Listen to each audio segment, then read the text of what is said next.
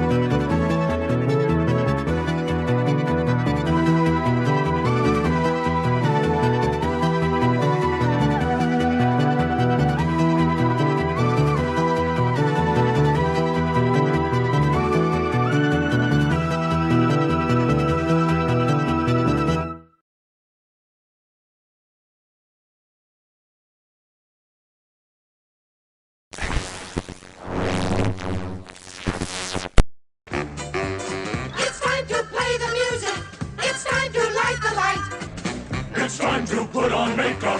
It's time to dress up right. It's time to get things started. Hey, man, is that Double D? Yeah, man. Well, turn it up, man. Let's just go in and, like, kill all the orcs, right? They're the bad guys. Who gives a shit? We just hack and slash and we loot their dead bodies, right? Hack and slash, kill them all, you know, conquer the infidels. Boy, that campaign sounds like a barrel of fun, doesn't it? Somebody who's opening a refrigerator and leaning in, right, is the language of a woman. Somebody who's opening the refrigerator and being cut off halfway through that lean is the voice of like a mermaid or a siren. They're utter shits. They're utter shits. This is not the face of the hobby anymore. And I think there's been mistakes made in years past where people assumed that D&D players were all, white dudes in a basement. Which has been a faulty assumption for a lot of years and gets more and more false every day. And so it's, in my viewpoint, honestly, guys like me can't leave soon enough.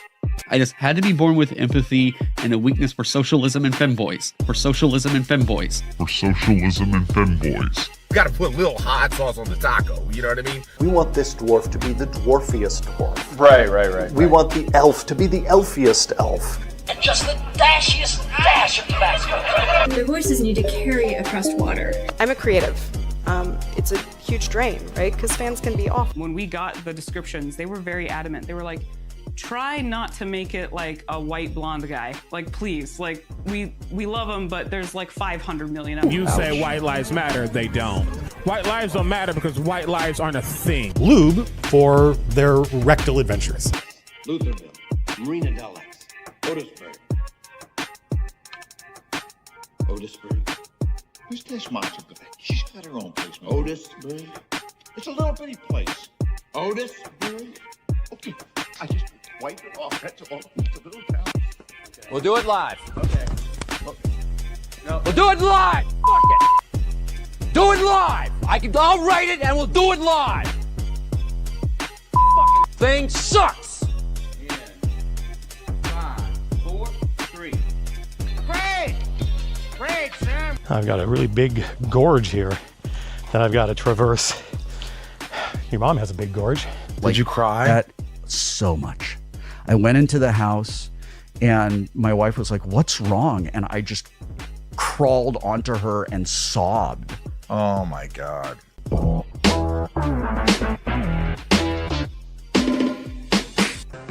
ain't the old opening better? Get away from me, you creepy, crazy fucking Canadian. On with the show. On with the show. This is it. Da, da, da, da, da. Da, da, da.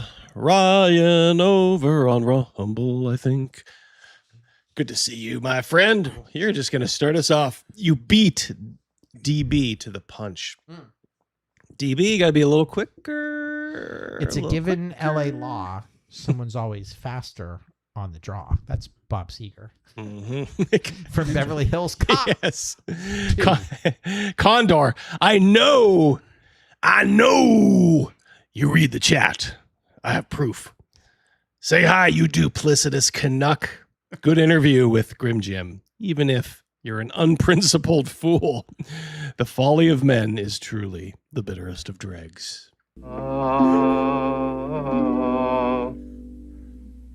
Bitter dregs. Thank you, Ryan. Thanks for doing that side thing for me too, Ryan.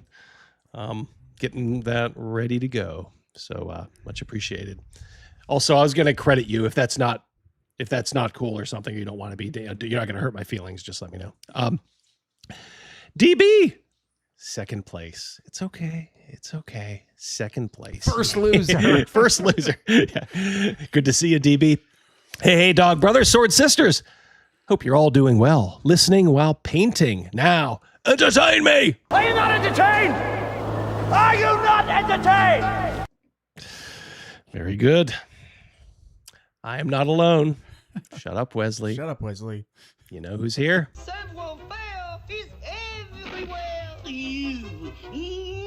I'll make mincemeat out of you, mouse. Squeak, squeak, squeak. Squeak, squeak. We might as well do the other.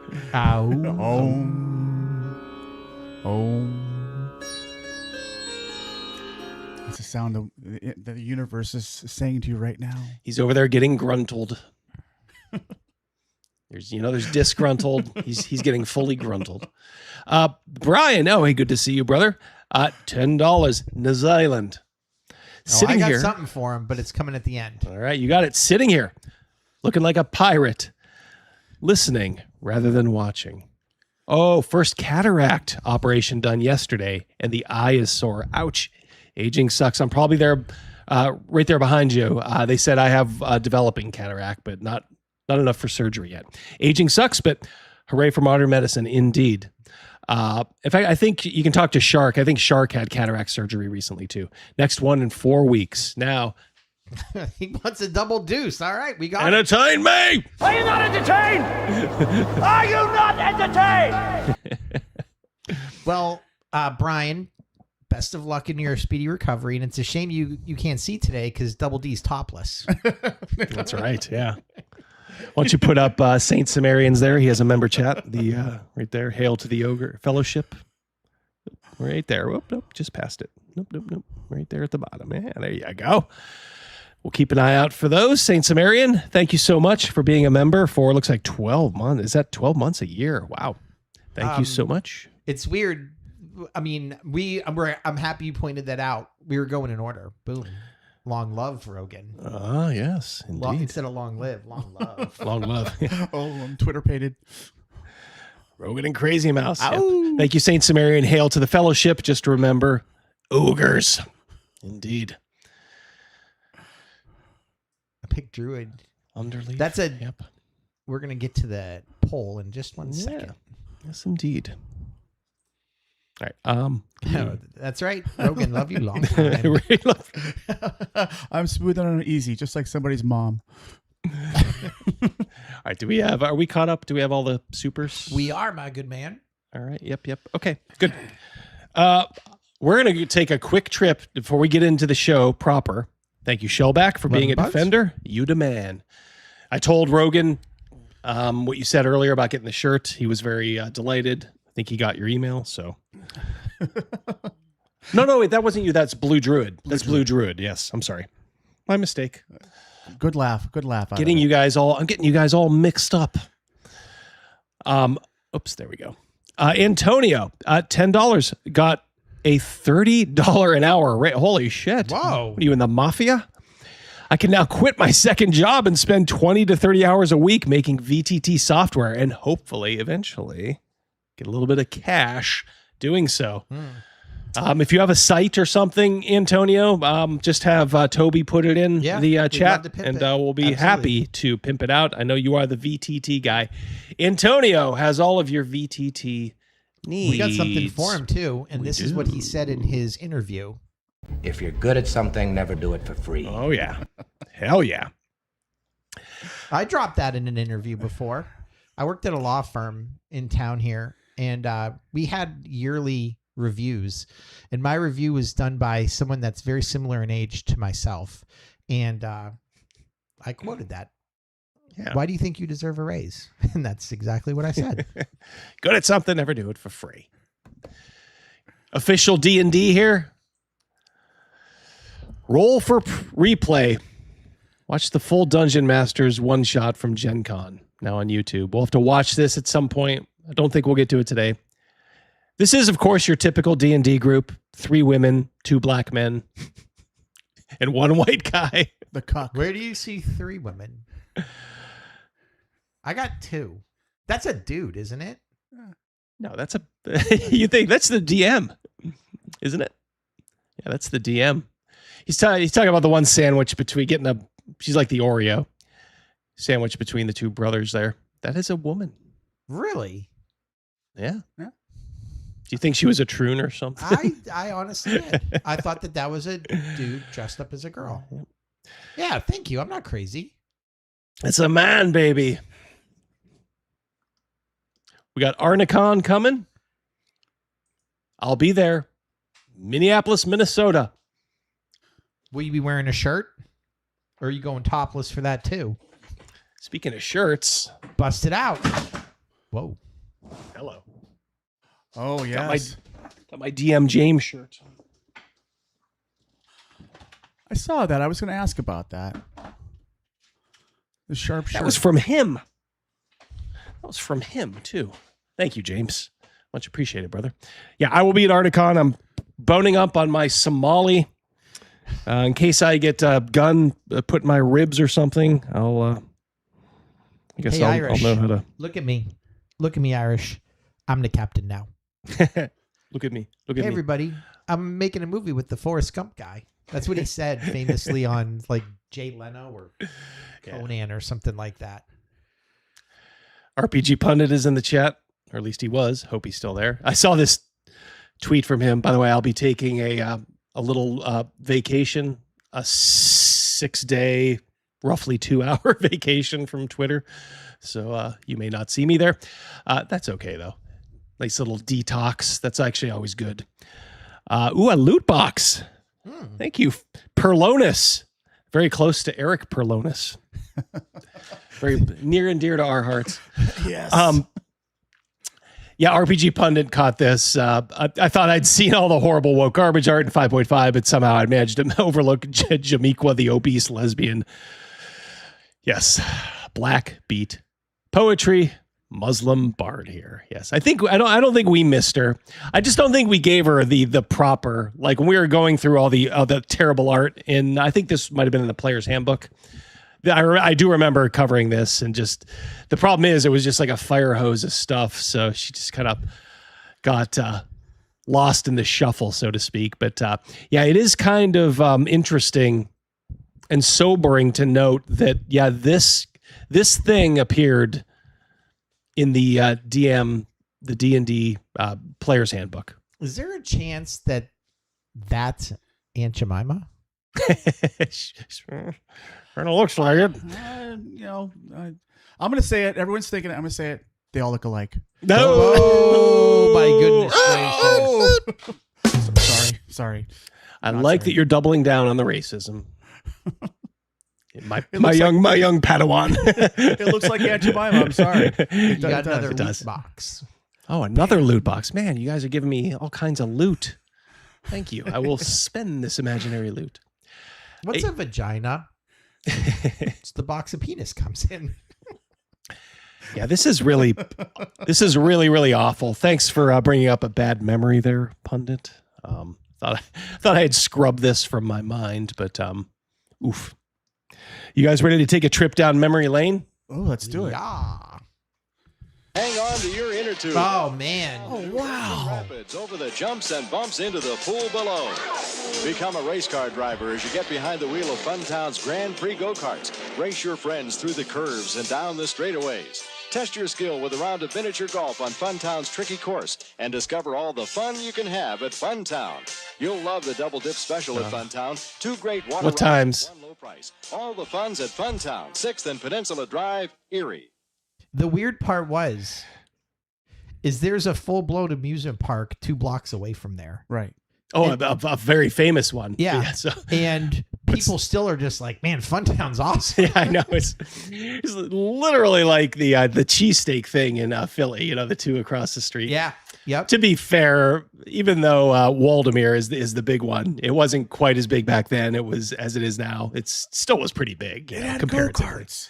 But Funtown had go-karts. Yeah. And they had that giant slide. Yes.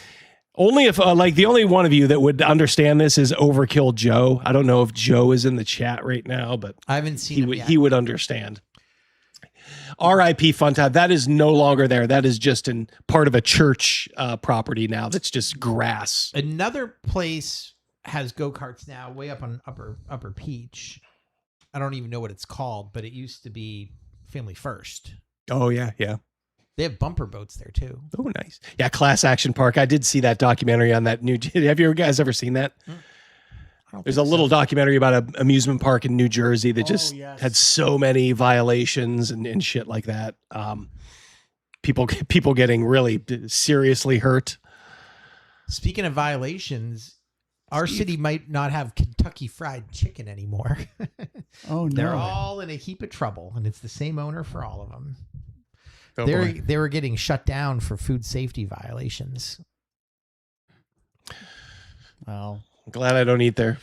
Go to Chick-fil-A. You can just tell there's a lot of pleasant-looking people who smile there. Mm-hmm. Giant Eagles. Giant Eagles fried chicken, man. is better than KFC. If you can put it in your pocket and eat it later, you know it's pretty good. Pocket chicken. Mm-hmm. All right, game face, fellas. Game face. All right, we got it.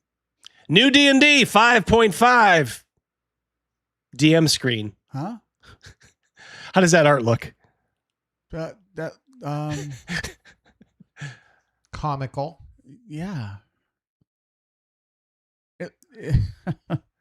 Awful. It is awful. This is a little closer. Do you see anything? Is there anything there that might? By the way, this is one of my sources gave me this. That's on the left hand. That's a man dude or a girl dude. It's like Grace Jones. Very good, Rogan. Dressed as if there was boobs there, but there is no boobs. So, but what there is there, zipper tits. Do you see the surgery scars? Okay, I didn't notice that at first. Now I see it. You picked up on it right away that it was a man baby. Yes, on the new 5.5 DM screen, we have zipper tits. These people are fucking shameless. Ugh. Jeff from Denkar, who gave me a nice little tip. Thank you, Jeff from. He's the one that kind of tipped me off about that article on Dark Sun, which we will be getting into. Editing my first planned RPG product, and I'm at a loss on font and size for my text. I was leaning into Times New Roman, size 11. In your experience, what works best for RPG products? I've only done one official, and I'm working on one now. I tend towards a slightly more readable, just because my eyesight's bad, and I go. The text I use, which I think is kind of a little close to some of the old school fonts, is Coromant Garamond, I think. It's a nice looking text too.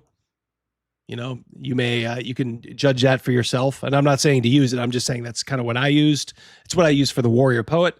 Link in the description.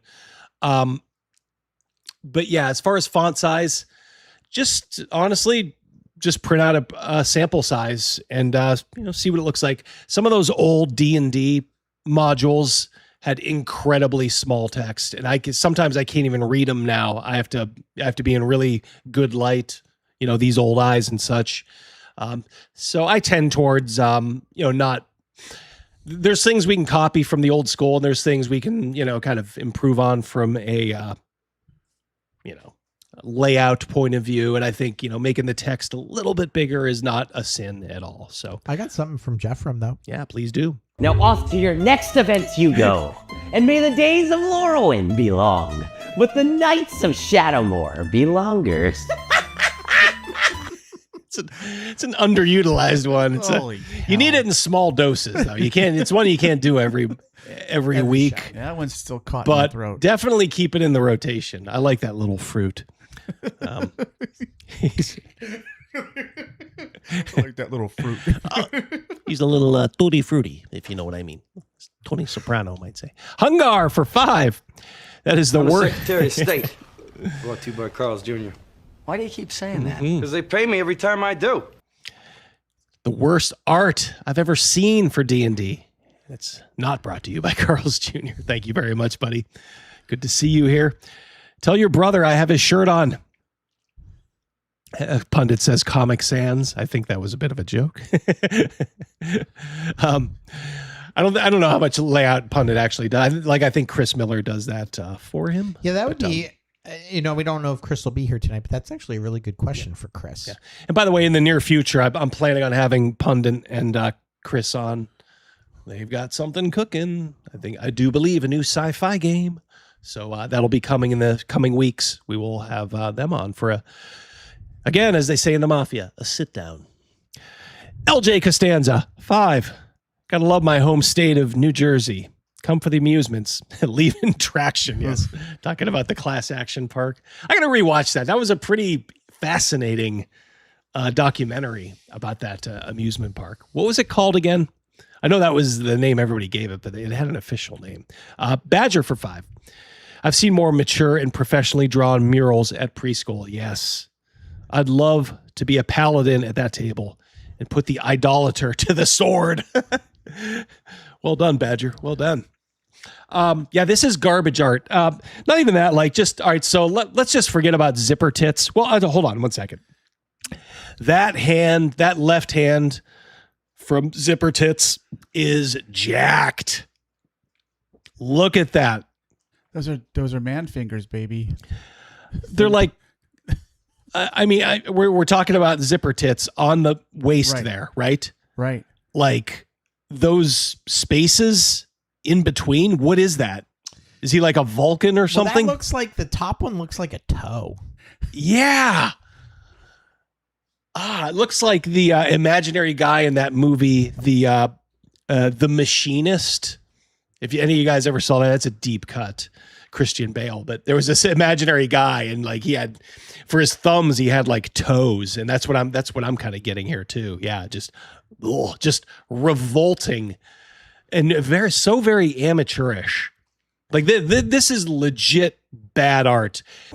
All agenda, all true nonsense aside, this is just really, really bad art. We need some more Sopranos drops for 5, says T&B. Quasimodo predicted all this. Who did what? Crazy Mouse. I'll put you on there. Maybe think it over. Think it over. Maybe give me 2 good ones. Sure. 2 good ones other than that. Because Crazy Mouse and I were just talking how great that show was. In fact, I may even already rewatch it. I was a late comer. I'd never watched it the first time around, so I watched it just a couple years back, Just all the way binged through. it, too. Binged it. Yeah, it was awesome. Fucking great show. Oh yeah.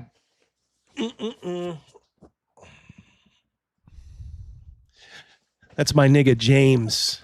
Sent that shirt to me. Well, speaking Thank of you which, so much, hold on, I got James. something for James. My crew is big and it keeps getting bigger. That's because Jesus Christ is my nigga. I like how he articulates my nigga.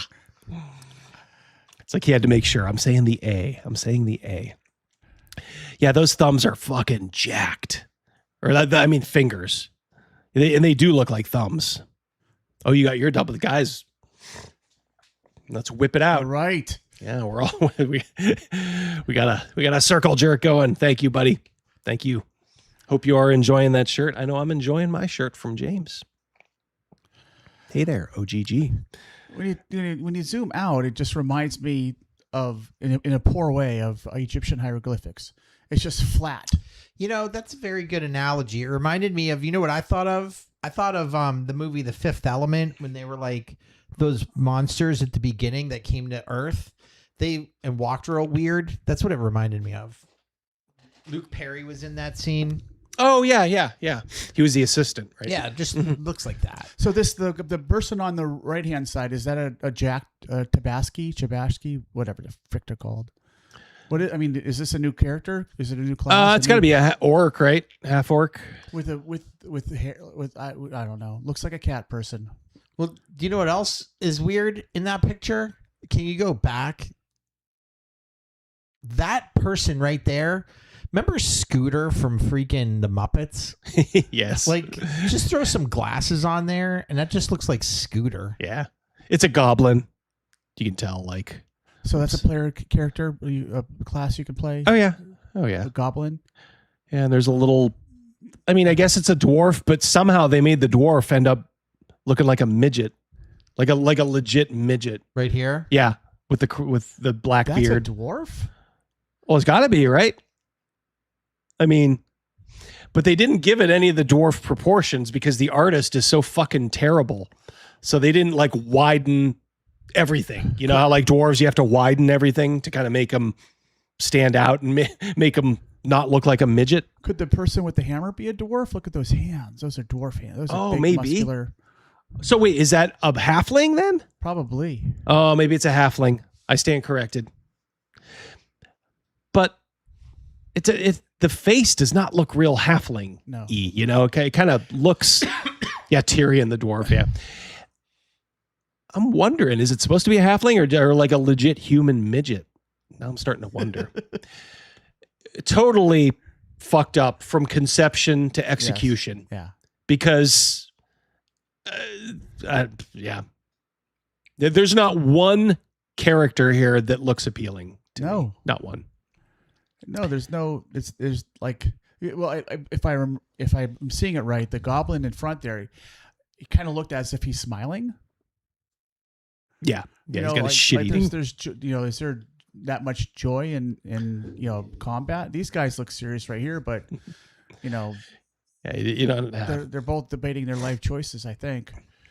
Maybe that one on the end that looks like Scooter is happy because he like is Judas and set him up in a trap. Yeah. It's like I'm delivering you to the enemy. Yes. Badger for 5 bone. Above and beyond all these criticisms about the content execution, none of their art has any soul. Oh, and that is 100% true. Absolutely. Yep. Like their game, it's just lifeless. It's dead.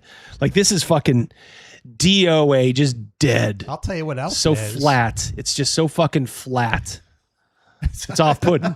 You should be off-putting, Dr. Urias. All right, did someone tell him about that? He had, I mean, they had to know. They have to know.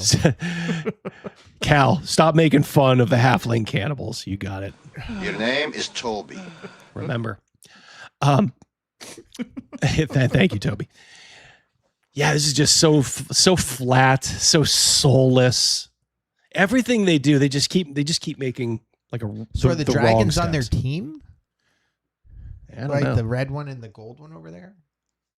I don't know. And what's I mean, obviously, we don't know what the person on the far right hand side between the armored person and the dragon, but there's a lot of pink in there, so I'm willing to bet that's a lady man as well. Oh my god, this is terrible. This is a DM screen. Like this is.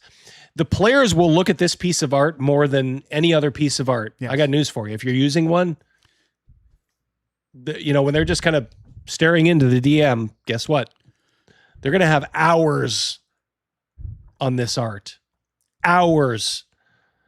And what Wizards of the Coast is saying, like, yeah, we're all in. We're still all in on this Cal Arts crap. I guarantee you a woman probably did this. Yeah. It's either a woman or just some dude with almost I can't say that like a man did this. I refuse to believe it. So it's got to be like just a bone that they threw some female artist to do this, because this is just so feminine. There's no urgency, there's no action, it's just, again, people posing like, ooh, I'm gonna do this. What the fuck? What is that? Do goblins wear aviation hat caps and glasses? Well, nowadays they do, yes. Yeah, it kind of does, Toby. It kind of does. I hate to say it, but oh my god, oof. I mean, that even the like hammer is not intimidating. It looks fragile.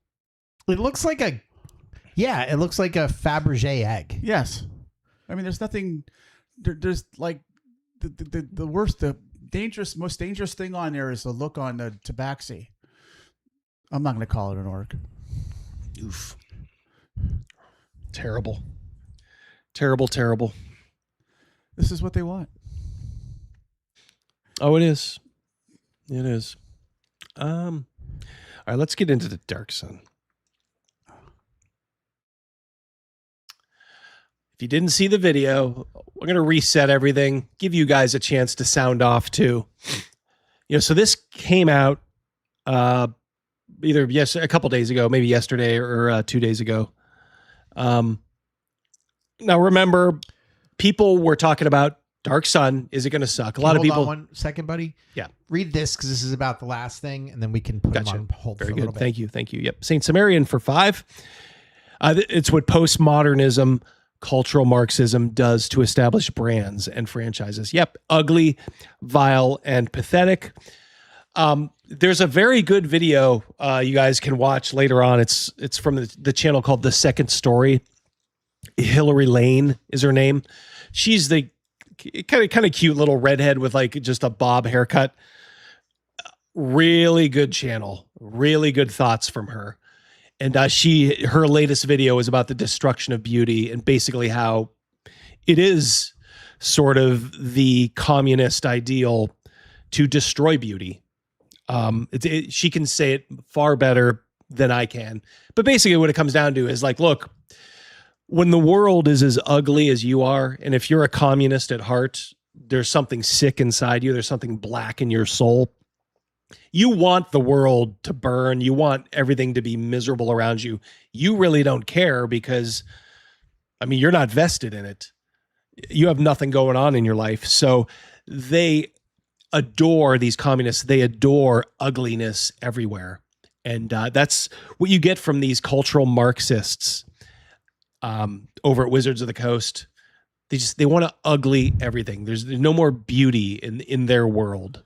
There's no more like beautiful, like elegant women or, like traditionally handsome, men, with a square jaw and, Roman nose. It's all gone.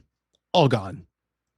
Look at that. Oh my God. Shawnee, my boy. So kind. I don't like them putting chemicals in the water that turn the friggin' frogs gay. Do you understand that? Serious crap. That scene in Soylent Green where Heston and Robinson are feasting on a meager amount of food, and Robinson breaks down in tears, realizing how much they've lost. Yeah, don't you feel like that sometimes? Yep, that's how I feel every time Wizards of the Coast makes a new announcement. Yeah, and it's not just in that too. Like I'll see, we did that commercial for Funtown, and I genuinely feel bad for the kids today because it's such a different world, and in so many ways a worse world too. Let me put it to you this way: if you had told us back in the 80s, these are all the technological advancements that are going to happen, when you're in your 40s and 50s, we would have been like, holy shit, sign me up. Let's get there right now. Yeah. Let's go. And I'm here to tell you, I'd go back to the 80s. Oh, heck yes. Aside from GPS navigation, I can do without all this shit. We were thinkers back then. We had to remember phone numbers and addresses. Somebody asked me the other day about my wife's phone number, and I said, I actually don't know it. I have to look on my phone. I don't know Carrie's phone number. The only reason I know mine is we started out with just one cell phone way back in the day, so it was sort of my cell phone, so I had kind of memorized it, and then I just passed it on to her. So she just took that number. I don't know either of my kids' numbers. I don't know any of my kids' numbers. It's sad. I mean, we haven't written down. If you but got arrested and you get your one phone call, I do think you are allowed to use your personal phone to get the number. I would hope so. Yeah, I think they understand. Like nobody would. Shark's got something for you. Yeah, the woke morons are themselves ugly. Oh yeah, dysgenic failures and losers at life. Yep, they hate themselves and everyone else, but especially anyone that's good-looking, talented, and successful. Yeah. Basically, it's just kind of another way of saying what I was saying, buddy. Yeah, just they want the world to be as ugly and miserable as they are. And if you have these people in your life, even if they're just tangential, cut them out as soon as you can. These are just ugly bad people. Remember when Dana Delaney in Tombstone gave that quote? She's like, "You're all just ugly." Ugly, yeah. It would be very fitting for these people. You're all just so ugly. This is Hungar here. If you would have told me that the world would have turned out like this back in the late 30s, early 40s, I think things would have been different. Yep. Yeah, if we'd have known then what we know now. Oof. I think there's one advancement. Look, there's medical advancements. Those are fine. But like technological advancements, all these channels, I still end up just watching some YouTube videos and a very small amount of things. I don't need a billion choices to watch stuff. I could go see a movie. Fuck. It's just it's kind of really sad, in a way. Like GPS is the only thing that I think has legitimately made lives easier. Like going on trips and not having to like pour through a paper map or a AAA like triptych. I will say that is like a modern miracle. So I would be all in for that. Everything else is negotiable. I got lost in Buffalo a bunch of years back. I mean, you've already told the story. I was with a car full of hippies on our way to see the B-52s. Mm-hmm. And we pulled into like a 7-Eleven. I was going to go in and get a map, and the girls in the backseat were like, well, ask those guys over there. I look over, and there's like 3 guys standing around kicking the shit out of some dude. I'm like, I'm not going to ask those guys. I remember you told that story earlier. That sounds like I'm not gonna ask the movie Vacation. Yeah, that's true. That's true story. How much money you got? $5. I'm not going to give you money. Fuck that. You don't want to go that way anyway. All right, let's we'll get back on task here for those that are tuning in for the Dark Sun segment. And this is to give you guys a chance to sound off too. Dark Sun, when it was announced, a little skeptical, let's just say. I was just kind of wondering, how are they going to do this? If you watched, that live thing, I was just kind of more confused, like, how are they going to do this, with their views on slavery and stuff like that? And then they showed the trailer. Well, they showed the trailer, and then Craig Bilsand came out. Maybe we can reset him for a moment. But it just kind of seemed like, well, this is just going to be violent, and that's it. I didn't know a ton about Dark Sun, but I know it was a lot more than that. Still, I did want to keep an open mind, just because there did seem to be some sort of, like, I guess, movement, for lack of a better word. The apologies to, the alleged apologies to Luke by Dan Ayub, for besmirching Gary, stuff like that, bringing in Joe Manganiello. Okay. None of these are like, game changers, but maybe small little victories. I'm thinking like, okay, maybe you got to walk before you can run. Even though I was a little leery of the fact that as long as it stays in Seattle, I don't know how much it can change. I don't know how much you can go into a staff in Seattle, Washington and say, hey, we're going to stop all of this bullshit. We're going to stop all this leftist nonsense that we're putting in here. And we're just going to go back to regular old gaming. Everybody would quit. There wouldn't be enough tissues. Oh, they cry their fucking eyes out, and they don't, they'd all quit, and then they tarnish their company because these people have no loyalty. That you should know. These leftists have no loyalty. 1 minute it's like, it's such a great company, and then like when they're gone, it's like scorched earth.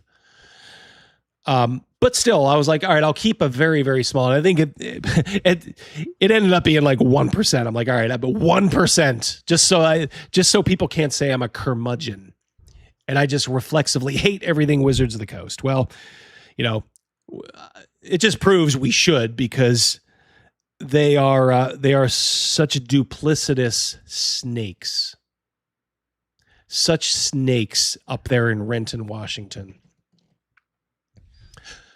This is from some nobody, Christopher Hutton.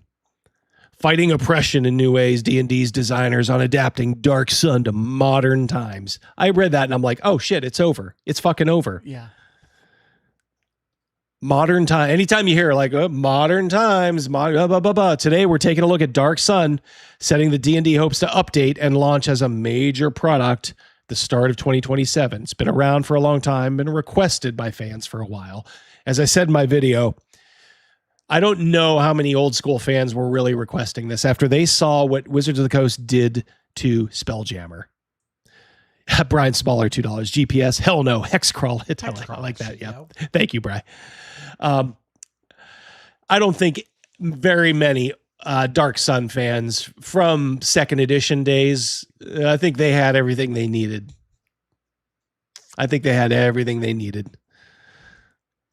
Yeah, all those apologies and tap dancing, just theater. Yep. They were lulling us. Yeah, they absolutely do hate us. They hate traditional gaming. Yep. Well said. Toby, I got a raise. I still have no loyalty. Your name is Toby. You're damn right it is. Thank you, Toby.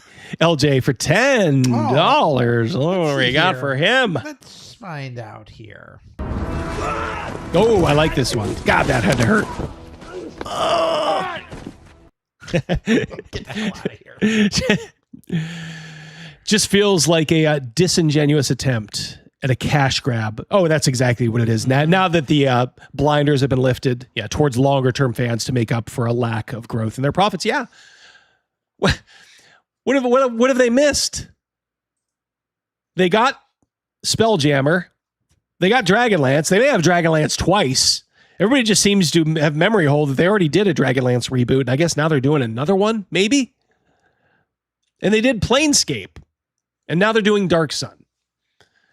And praise be to God, they don't touch Birthright. I heard somewhere that somebody said that Rich Baker owns Birthright. I'm not sure about that. I hope that's the case. I would hope that's the case because it's safe with him. But wow. Unbelievable. Yeah. However, the setting also has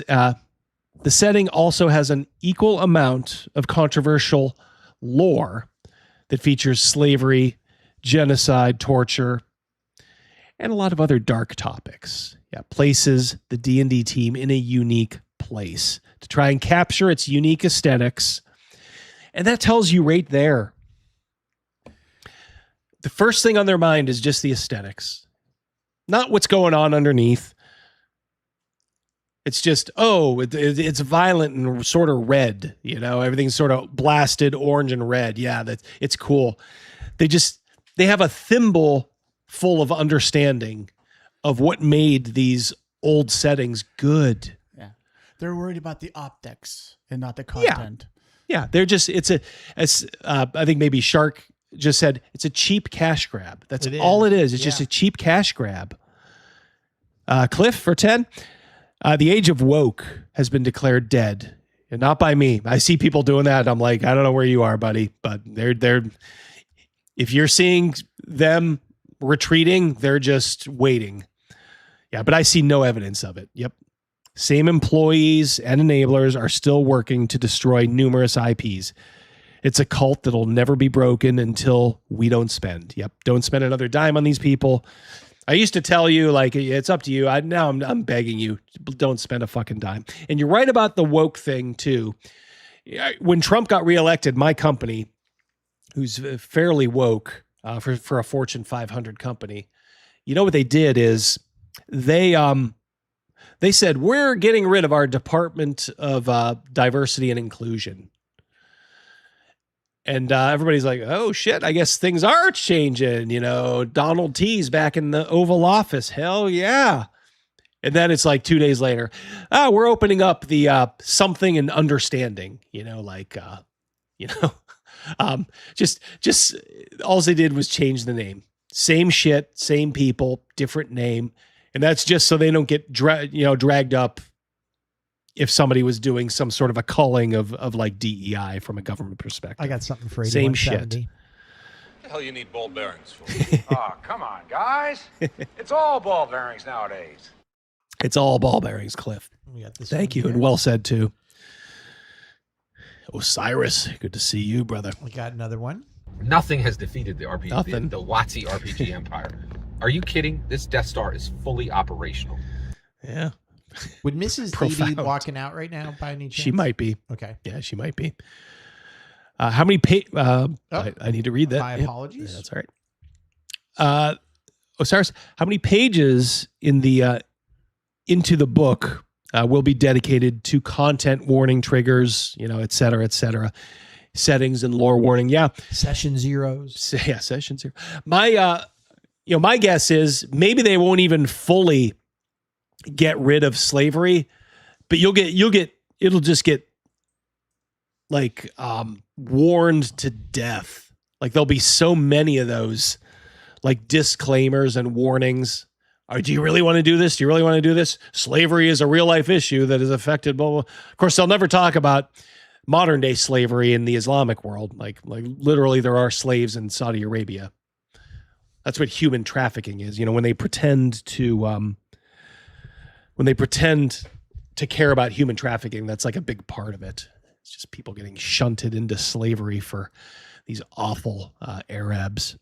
Blue Druid, spend your money on Hyperborea. Yep. Arduin, RPG Pundit stuff, and plenty more that should be kicking WotC's ass. Yep. Exactly. Well said, brother. 239 in the chat. Hit the like. Yep. 240. Yep. Who is the person we're looking out for about a shirt? Was it? That was Blue Druid. Yeah, he may be gone. Yeah, he may have just dropped by at the Bing. But yeah, so I'm glad you're enjoying that. Continuing here. Well, that's Blue Druid. Oh, there he is. Yeah, I thought maybe he had to go. Yep. Oh yeah, that is. Yeah, that's what I wanted to give a shout out for. I'm trying to do my job over here, Double D. Got 10 irons in the fire, Crazy Mouse. Yeah, I got you, occasionally, my man. I'm juggling. Occasionally, this old brain I feel like, slips. You know that halftime entertainer Red Panda. I do not. What you do too? 1,000,000% you do. She's the Chinese lady on the unicycle that throws Oh, balls. that one. And Oh, that one. catches Okay. Okay. Yeah. That's you. Yeah. I'm the guy on the bottom, just catching all the balls. One iron. I feel like that. I Sometimes, know yeah. you know who Red Panda was. Maybe you Yes. just didn't know her name. I didn't recognize the name, but yeah, I obviously have seen that.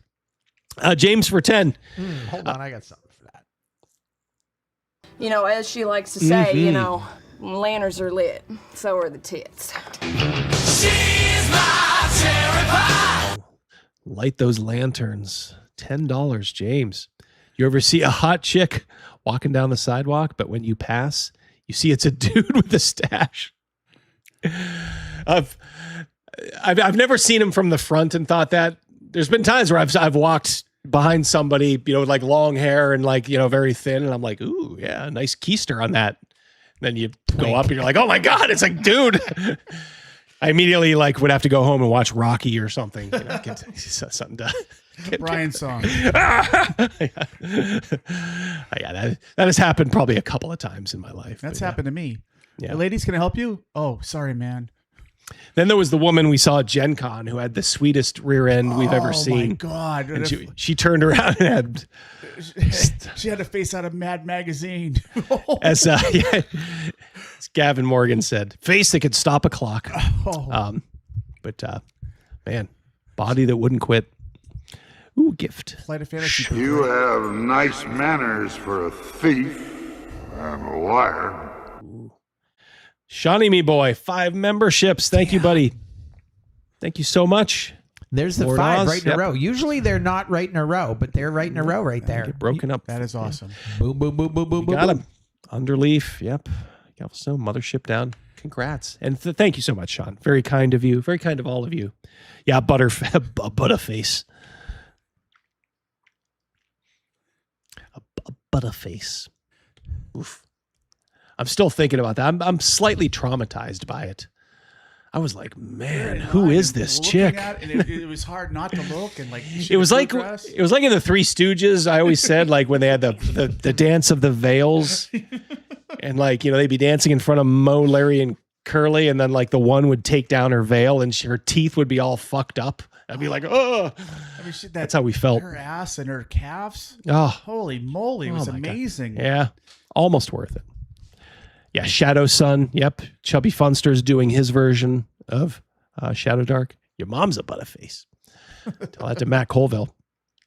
Badger for $20. Damn. Man, for $20 you should be able to call your shot, but no one is.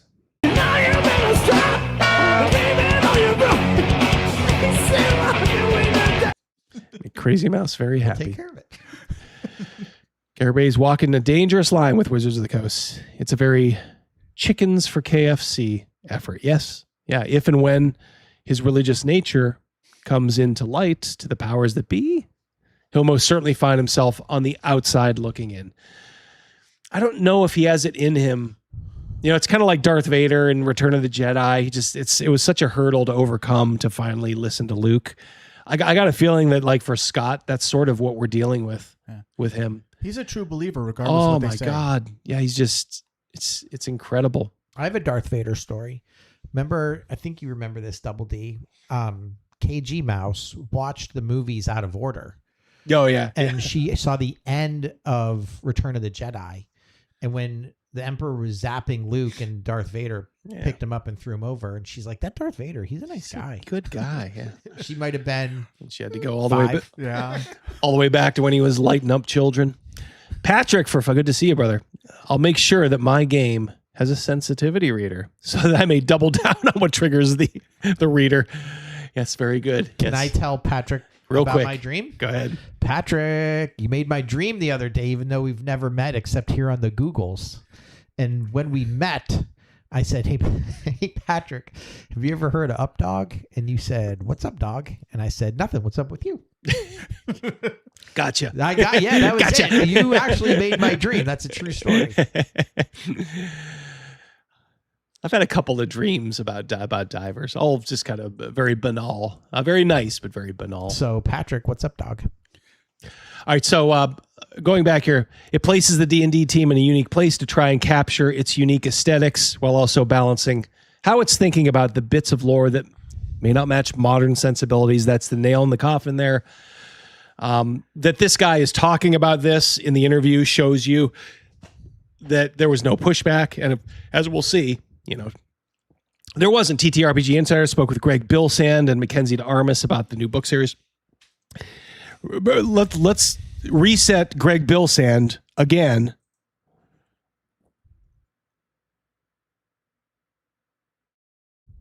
Hey everyone, welcome to the blood-soaked world of Dark Sun, these most iconic settings, and we are bringing it back in a big way as D&D's first mature rated setting. Okay. So this is the poof that wrote that. Ketchup and mustard. This is the guy who's interviewed. He's going to be saying what you're hearing. So that the lawyers told us we had to shrink wrap it and put a label over it. That's probably not true. It's a lie. Well, it just shows you right there. I'm sure it's true, but it shows you right there. This is just a marketing tactic that he was like selling it like that. Hey guys, we had to shrink wrap it. And our lawyers told us. It's like those old disclaimers you'll see in the old movies, like from Samuel Arkoff. If you die while watching this movie, we'll get your family a free coffin. It's like that kind of chicanery. We've taken all of the things that people love about Dark Sun, brutal stories of survival and resistance in the face of tyranny, and resistance, art and game mechanics, all to realize the Jeff Talanian of this world. The dying world of Where's Jeff Talanian? Is a brutal place where survival is its own act of defiance. Magic defiles the land. Psionic monsters prowl the wastes. Ha! My man! I threw Jeff that up there, T. Double D. I didn't even see it. Yeah. Again, 10 irons and 10 irons on the fire, crazy mouse. One fire, 1 iron, 10 iron. Jeff, I'm going to be seeing you at Arnicon, so we will tip back. The beginning of October. Yeah, and I will be. My wife was saying like, "Hey, Jeff Talanian's running a game. We're trying to sign up for it. I don't know if it's active yet." I texted Griff, and he said, "Oh, just sit tight." So, but we will. I do want to play with you. Hosting DMing a Hyperborea game. So good to see you, brother. Sorcerer Kings rule through power and fear. And I'm excited to share with you today some first looks at some art from the books. This guy's out of breath. Here is the flicker of freedom in this dying world. Its Sorcerer King Kalik lies dead, but the city's revolution continues. Tears flames forge its future and burn any who sympathize with tyrants. In Mirage, life, gravity, and reality bend for the lunar god king Lifebringer, who demands sacrifices to fuel. To me, that doesn't look like Dark Sun, but that could just be me. It doesn't. Like, look at those hands, like those hands reaching up at the bottom left-hand part. Those bother me. Yeah. Those bother me a lot. I don't like those. It's dark omens and inscrutable ambitions. Inscrutable ambitions. And in gold, life and death blend together under the Sorcerer King Lalipui. Who? Lalipui. The Sorcerer King Lalipui. Here's your fucking Dark Sun, people. It's not sexy. City's tree not sexy at all. And corpse plant guardians feed upon the spirits of the willing and, of course, the unwilling. None of that looks like we talked about this one. Brutalist engine of war driven to conquer by its Sorcerer King Hamanu. This just looks way too sci-fi. Are they like choosing like these Hawaiian names for some reason for these Sorcerer Kings now? Is that their new I'm angle? sure. Do you know what's weird? It looks not just sci-fi. I'm getting a little bit of the part where the Wizard of Oz, where they're like watching them. Oh yeah. It looks a little bit like that from like the background paintings. Yeah, it looks like they're from their point of view when they're on the mountain watching those. Yeah, just soldiers walk in. But this looks like also one of the starships from Star Wars. Like that's the tail end of it. Yeah, and like I see that. And there's the front. I can see that. Yeah, or like a land speeder. I don't know. Well, it's this guy. It's got such straight lines. Just doesn't. Looks like it's not Dark Sun. right there. It's barely fantasy, and like it's not Dark Sun As at all. the world of Athos burns, Hamanu and the Uruk march to conquer the ashes. And in Rom, every day is the last day. Here, consequence and taboo lie scattered upon the streets, and debauchery can be had for the price of coin or flesh. Of course. And in Nibene, scions and scholars alike grasp at secrets from a forgotten. It looks. I never saw Dune. These look like holograms. Are these holograms? Like what? I agree. Yeah, with it's like you. Dune. Yeah, that's great. Yeah, it is like Dune. Thanks, guys, for pointing that out. I never saw Dune. So It's I wouldn't like know. Arrakis. Yeah. Past. They joined their minds with their sorcerer king in pursuit of alien glories, seeking to outwit mortality. Yeah. It is Bollock. It is what comes from a tyrant's reckless pursuit of power. It is a wasteland dominated by. There's your Trump stand-in. There's your Trump stand-in there. Dan, who is the final arbiter for 5. Double D. If you have a gold badge for Arnicon, signups go live tomorrow. Okay, yeah. I think we have the advanced one. So 5 at Central Time. Double D. Okay, cool. Oh, Dan, yeah, I think you and Griff are the ones who run that. Thank you so much, Dan. Yep. We're really looking forward to going up there. This is your first time going, correct? First time in Arnicon, first time in Minneapolis. So yeah, should be interesting. So yeah, but we're definitely looking forward to seeing all the people there. Alex McCrease, Jeff Talanian. Yeah, it's going to be a good time. So if you guys are on the fence and you're within driving distance, do it. Just do it. Convention, you're going to see some of the old Dave Arneson group there, and I got news for you. They ain't getting any younger. So don't kick yourself and be like, I should have gone. Like, I really want to meet Dave Wesley. I want to be able to look him in the eye, shake his hand, and that's the grandfather of D&D. Grasping its secrets from the past. So, Wizards of the Coast, says Badger for 2. Yep. Exactamundo. Bizarre and deadly remnants. One more, buddy. Of mad ambition. 1 second. Dark Sun is a gritty, mature setting for those who are willing to step into this world. We have 3 books: Blood and Power, Edge of Oblivion, and a limited edition player's handbook with alternate art for Dark Sun. So 2 books, because you already have, if you're getting this, you already have the player's handbook. So yeah, you get a superfluous. It's like a third nipple. Evil for Justice for $10. Stop it!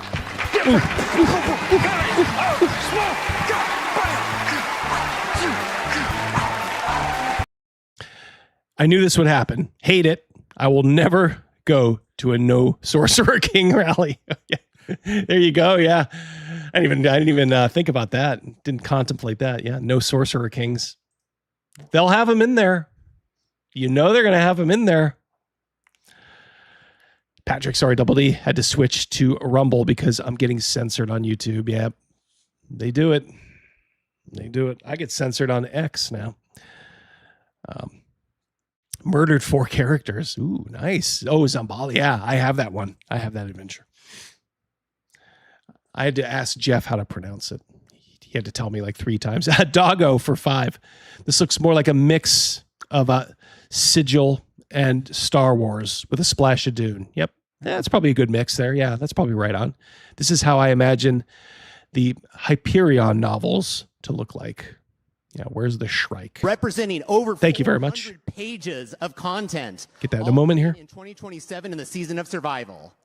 If you want to learn more, dungeonsanddragons.com/darksun. So this is who he's talking to in this interview. Cliff for 5. Such mountain flattening garbage. Yeah, well put.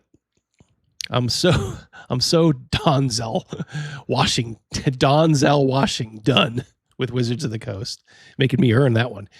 Still staggered by the crash through bottom of the barrel it has mutated into. I think we all are in a way. But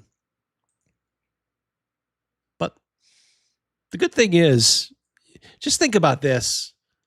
Like, I mean, what if this was like 20 years ago and like the indie scene, like to get like an indie RPG, it was like something stapled together it was just like low quality. It's like now you get some of the best people like Jeff Talanian, Greg Gillespie, guys like that. Even Kelsey Dion, Shadowdark. There's so many good choices out there. And these are such professional products. RPG and Chris. Yep. RPG Pundit, Chris Miller. These are great, great products. And Double D and Warrior-Poet. Yeah, Warrior-Poet. Soon to be an adventure. Search for the Sorceress. Moloch for 5. The art is trying way too hard and it looks just goofy. Yeah, I'd agree. Goofy or just misplaced. It's just it would be just kind of like just generic art for the player's handbook. Even then I would be like, why is all this sci-fi stuff in here? Hit the like and subscribe, Blue Druid, on your way out. Yep. Have a good night, okay? Yep. Good night. Yep. So we're talking about modern sensibilities. Dark Sun was among the widespread. Yeah, no problem, Jeff. Thank you so much for dipping in anytime, man. This is a pleasure for all of us. Yeah, Dark Sun was among the widespread of announcement at Gen Con. The return of Dark Sun driven by the fans. I call bullshit on that one because I don't think they were getting. I think they took a survey and it was like, "Would you like to see Dark Sun?" And maybe they got a handful of people who were like, "Sure." There was no. Okay. There was no groundswell of support for. Like where there was like letter writing campaigns, bring back Dark Sun now. In fact, it was always like, oh, they could never bring back Dark Sun. And he'll tell you why in a moment. So this is just bullshit. Greg Billsand. Always been a vocal portion of the audience that's wanted us to go back to it. After years of requests and campaigns, the company's finally returning to the 30-year. It's all bullshit. It's a cash grab. It's bottom line stuff. Their new books are not selling. 5.5 is just not selling like they thought it would. It happens. Bill Sand insisted that the D&D team is taking the subject seriously. Well, we know you're taking it seriously from your point of view. It's a nightmare for ours. Content is being reviewed by sensitivity readers. So I knew it had to clear that hurdle, and that was one of the things I think I might have even mentioned when I was EFAPing it live. Like, how's this going to get past Jen Kretschmer, Sly Flourish, that fruit, the dungeon dorks? How's it going to get past these guys? Oh, but Bill Sand says it's got to go through them. But in fact, we invested more deeply in sensitivity readers for Dark Sun. Oh, so you put a new layer in there. So you got a bunch of sensitivity readers and you expect them to go like, oh no, guys, everything's cool. Yeah, go ahead. Just publish it. No, they're going to put their 2 cents in. These are profoundly narcissistic people with main character syndrome. And they will have their say. And if you don't listen to them, they will torch you and they will blackmail you too. Oh, you don't like my suggestions? I'll just go to my audience. Okay. Like Sly Flourish was like, he was taking pot shots at Wizards of the Coast for something recently. I'm like, these MFers pay you and you're just taking pot shots. What an ungrateful little fruitcake. I'll be kind there. Sly Flourish. Ugh, I hate that guy. $2 from Patrick. I think the most egregious sin from the ruination of IPs Wizards of the Coast is guilty of is trying to convert our entire hobby into a subscription service. Yeah. One wonders if that was inevitable just with the way video games went. It doesn't mean we had to sign on to it, and they signed on gleefully, especially with all of the former like Xbox people that they had, all the video game people. Oh, it's easy money. But you know what? It's these modern gamers that pay it. Oh man, I can't possibly play D&D without going on D&D Beyond. Why? Get a couple of friends and just play. Playing with strangers on the internet. Ugh. What the hell happened to testosterone? What the hell happened to men being men? Young boys growing up being masculine. What the hell happened? Wish I knew. And Shawnee, yeah, the reboot. Yeah, they did Ravenloft too, right? Yeah, they did they have done so many of these fucking reboots, and they're all just cheapy 3-book slipcase with a DM screen. Put it out, kiss it goodbye, and say, there you go, suckers. That's what they're doing. No follow-up, no adventures. They don't publish anything for it. There's no source books. New dice. Yeah. And that one thing that we were watching the other week, you got new dice. Yeah. That's it. Nothing of substance. At any convention from Chessex, right? Yeah. Nothing of substance. When they would launch a line back in the 90s, they would do it with purpose. Okay, the box set's going to have this. We can't put a little too much in there because we want to sell some source books. Well, okay, I was okay with that. Here's your source book. Here's some adventures for it. I remember getting all the Planescape and then, of course, the Birthright adventures. And I'm like, man, these are so cool. It was like a release. It was something cool.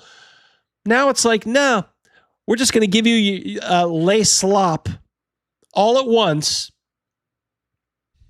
And it's a cheap, like you got people like Mackenzie to Armis, going through and pulling out the best of these. Are you kidding me? How good could it be?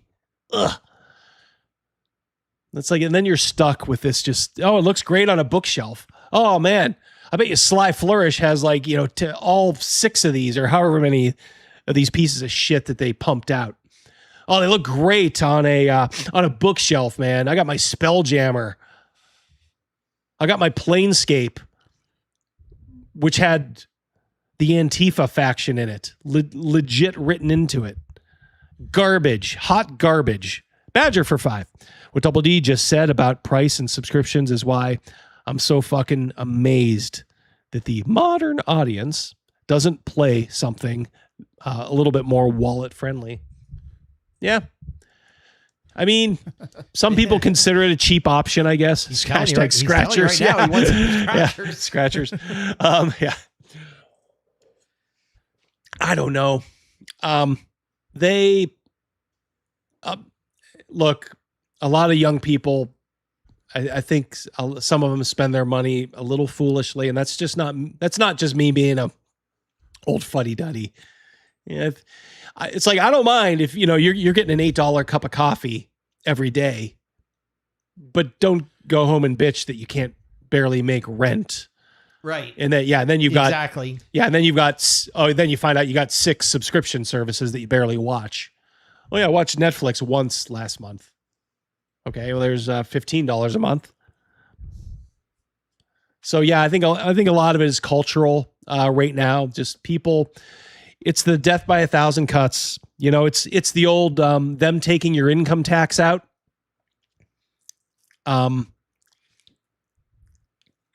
Behind the scenes, it's taken out of every paycheck. They figured that out a long time ago. And you know why? Because if you had to sit down and write a fucking check to the IRS every year, you had to save money up and then write a check to the IRS, you'd be fucking pissed.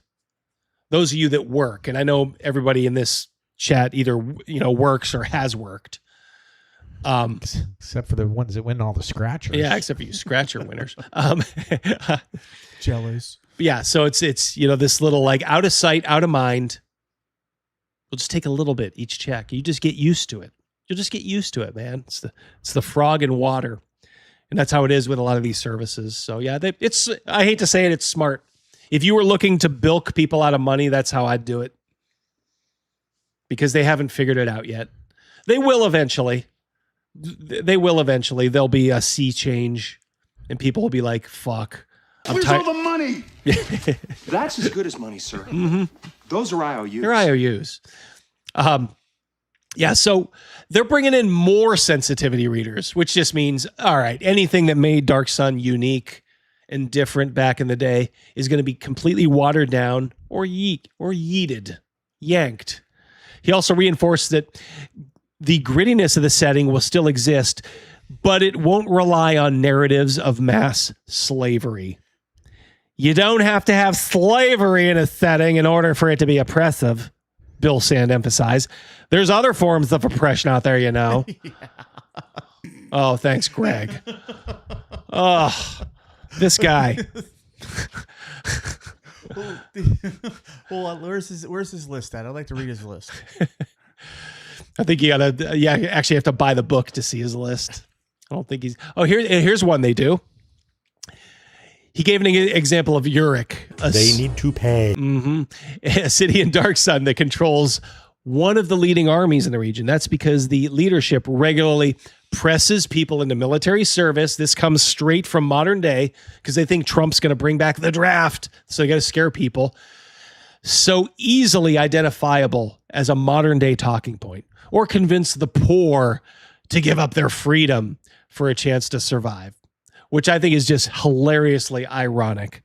That is exactly what leftists offer poor people now. Exactly what they offer. Here's $10. You register to vote. Here's another $10. You get $10. You get $10. Yep. Give up your freedom. Put us in power forever. Thank you for the star, Ryan. You are my star. Yeah. Put us in power forever. You just get a little less freedom in the long run. Name any socialist country, and don't include Scandinavia. They're not socialist. Stop that lie. They haven't been socialist for years. The only thing, you know why socialism worked, quote unquote, in Scandinavia? Because it's full of white people. And when they realized what a disaster it was becoming on their economy, they jettisoned it. So now it's more or less just a capitalist economy. Definitely some higher tax rates. It's not like socialist. It's not sexy. They will tell you themselves right now, like they would not consider themselves socialist economies.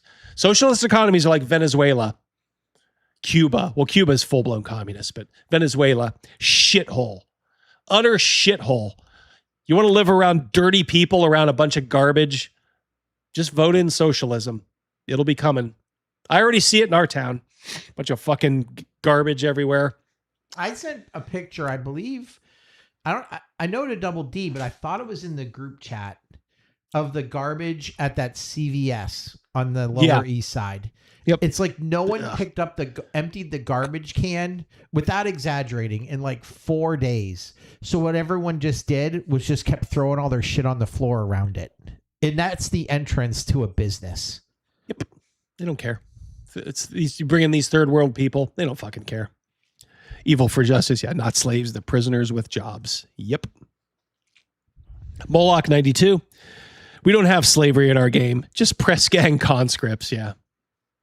Can't use the word because it's like the knights who say knee. Slavery. He said the word. What are you describing? But holy shit, man. Here you go, buddy. Yeah, make people pay an annual lump sum. Yeah, I'm all for it. It wouldn't bother me because I have the discipline to do it. A lot of people don't, but $24,000 fucking dollars. Then you take them to debtor's prison for not planning. Yeah. Well, that would get Ryan, that would get people off their ass pretty quick, wouldn't it? Yeah. People have just gotten lulled. The government can just come in and do that. Okay. Yeah. And pretty soon, you hear these, billion, trillion dollar deficits and you're just like, what are you going to do? When you actually have to stroke a check and you're like, fuck, my bank account had, $30,000 in it. Now it's got like $6,000. You're going to be fucking pissed. And you should be. For what you get from this government, He hopes the setting will offer players a chance to deal with more mature stories and themes, such as fighting, oppression, and tyrants. So there we go. That's Donald Trump right there. If you don't think that they're going to put in Donald Trump, you haven't been paying attention. Like it's going to happen. There's going to be his face will be on one of the dragons on Tiamat. Yeah, Tiamat suddenly has like an orange head. Is one of the dragons on Tiamat orange? Do not believe so. There is now. There is now. Yeah, it's going to be replaced. No, they'll just make one of the the Dark Sun dragons, Sorcerer Kings orange. You watch. Even if it's not Trump in look, there'll be a lot of dog whistles, as they say. lot of dog whistles, and it's the dawn.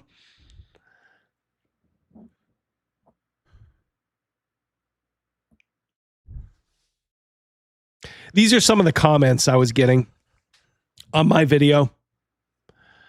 I love BioKeto. He's like an old hater of mine, but he comments on a lot of my videos. He watches, he comments. He's like, you're like Howard Stern to him. Yeah. Like the average Howard Stern hater listens for 3 hours. His fans listen for 25 minutes. Yeah. It's like, thank you, BioKeto. Yeah, slavery is a serious issue in fiction. Oh, is it? Is it?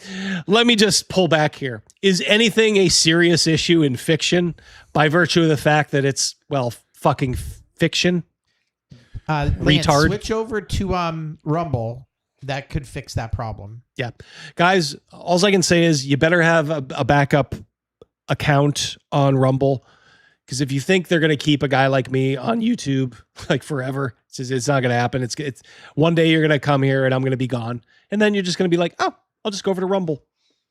Same Wednesday stream, same mystery movies, watch parties, just completely over on Rumble. I got to look, I'm on YouTube now because it has the highest reach, and so far they haven't done anything, but it's only a matter of time. We all know that. Yeah. Oh yeah, the white privilege head. Yes. Yeah, good call there, Rick. Yep. A brown head. That would make that brown head evil, though. So that presents a real conundrum. Maybe like a yellow head. They have no problem doing that to Asians. Yeah, slavery is a serious issue in fiction. Needs to be balanced against the historical reality to avoid emotional trauma and pain. Ha ha ha! Gay! Your selfishness on the issue is irrelevant. Boy, is this Greg Bilsand's burner account? I don't know. Or That's his space bar got broke on your selfishness. That's like somebody living underground talking about airplanes, but they've only seen a picture of it. Mm-hmm. What the fuck are those words? What is he? Yeah. What exactly is he saying? He's saying nothing. What he's saying is I mean, as we all know, it's sort of a cult over there. Look, they go to No Kings protests and they chant the same stuff. And then they have the nerve to tell us on the right that we're in a cult. Motherfucker, on Saturday, you always have your protests on Saturday. We just worked all week. We're enjoying our families, motherfuckers. Jeff from for two. Oppression? Like what, using cow milk in their latte? Getting their new pronoun wrong? Bringing the wrong pride flag to a march? Oppression? Like the naughty German word has truly lost all meaning. Of course, yeah. Racism, Nazism, yeah, all that stuff. Doesn't matter. Doesn't matter anymore. Thank you, Jeffrem, for the 2. Yeah, anybody who thinks Dark Sun isn't woke is straight up feeble-minded. It was literally written as a stance opposite to modern and former conservatives. WotC sucks, but man, conservative reading comprehension is worse. So this is my response. So I'm confused. So now woke apparently always liked slavery, or they think it can't be talked about at all. Which is it? You're talking about the way things were. All right, so slavery shouldn't be an issue then here, should it? Because it was always woke. Well, if it was always woke, then it should include slavery, right? Also, the only really woke thing built into it was the climate stuff, which I have freely admitted we played it last week from Troy Denning. And the other stuff about fighting authoritarianism, tweaked his nose a little bit here. Castro, Stalin, Mao. It's just universal storytelling. Yeah, fighting oppression, the authoritarian leader, that's just universal stuff. Yeah, and these dummies, they all have main character syndrome, so they think everything was invented. Everything invented has something to do with, their current day struggles. Yep. Cargo, cannibal. Exactly, Toby. Let me hit you with one. Your name is Toby. Yep. Exact amundo. Cargo, cannibal, cult. WotC doesn't have a problem with slavery. They have a problem with making the slavers the bad guys. Yep. This is most evident when looking at how they react to the A1-4 series, in which you fight against the slave lords. WotC deemed this problematic, and people can't get past the word slave being bad to have in there as their excuse. They don't even call Boba Fett's ship Slave One anymore. Yeah. Like I said, it literally is like the Knights Who Say Knee. You can't even say it in front of them. Isn't fighting against tyranny. Slave lords are tyrants. What they claim to be doing themselves. Then why, oh why, do they have a problem with fighting against slave lords? Until the activists are out, the subversion will continue. Beware the term modern audience. It isn't who they're catering to. It's what they demand you become. Grand Admiral Ahab. Very nicely done. And I'm going to go... Ooh, my God. Had those stacked up. I'm going to go back here just for a moment because, yeah, Dark Sun was always anti-slavery. But now there's no slaves, so it isn't. Yeah, so how could you make that call? And see what you think here, boys. And boys in the chat. This is what I had always thought during the Satanic Panic and the after effects. I would always sit there and go, when they talk about magic and demons and demonology, I'd be like, yeah, but we're fighting the demons. You know, theoretically. We're fighting those creatures. We're the good guys. And then it kind of hit me today, and I'm like, oh, you can say the same thing now. Oh, we're fighting the slave lords, you see? We're the good guys. We're actually fighting the slavers. And then it just fucking hit me. It's like it's classic case of horseshoe theory. You know, the extremes of both sides. And I'll give this to at least the conservatives in the 80s. I think there was, from a lot of them, a lot of good faith effort. You know, they didn't understand what the game was, maybe. So they were like, you know, are you going to be going down a bad path here? Is this going to lead you astray, you know, from, you know, the Bible, Christ? They should have just realized, look, it was essentially like watching a horror movie or playing like a video game. It, you know, it didn't have that effect. But at least I can sort of understand in some of those cases. Now, a lot of people were true believers and they just wanted to control your shit. And they essentially wanted to be Karens.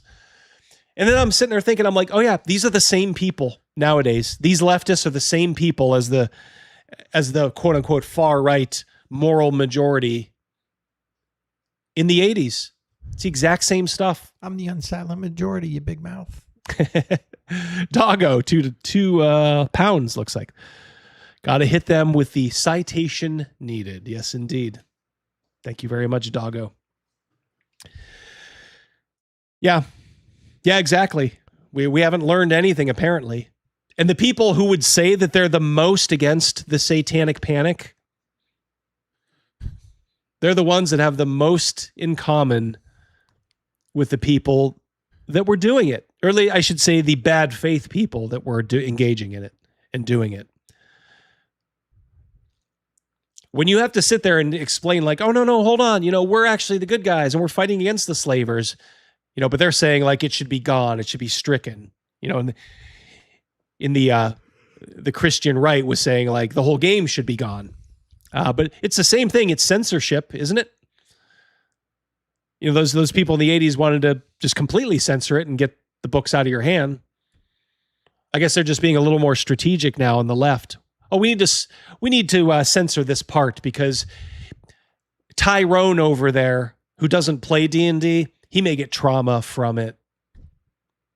Really? It's kind of like how a lot of white people were offended by the Washington Redskins, where the Indians were like, it doesn't bother us at all. It's a badge of honor. Almost every Indian tribe was like, I don't know, we don't care.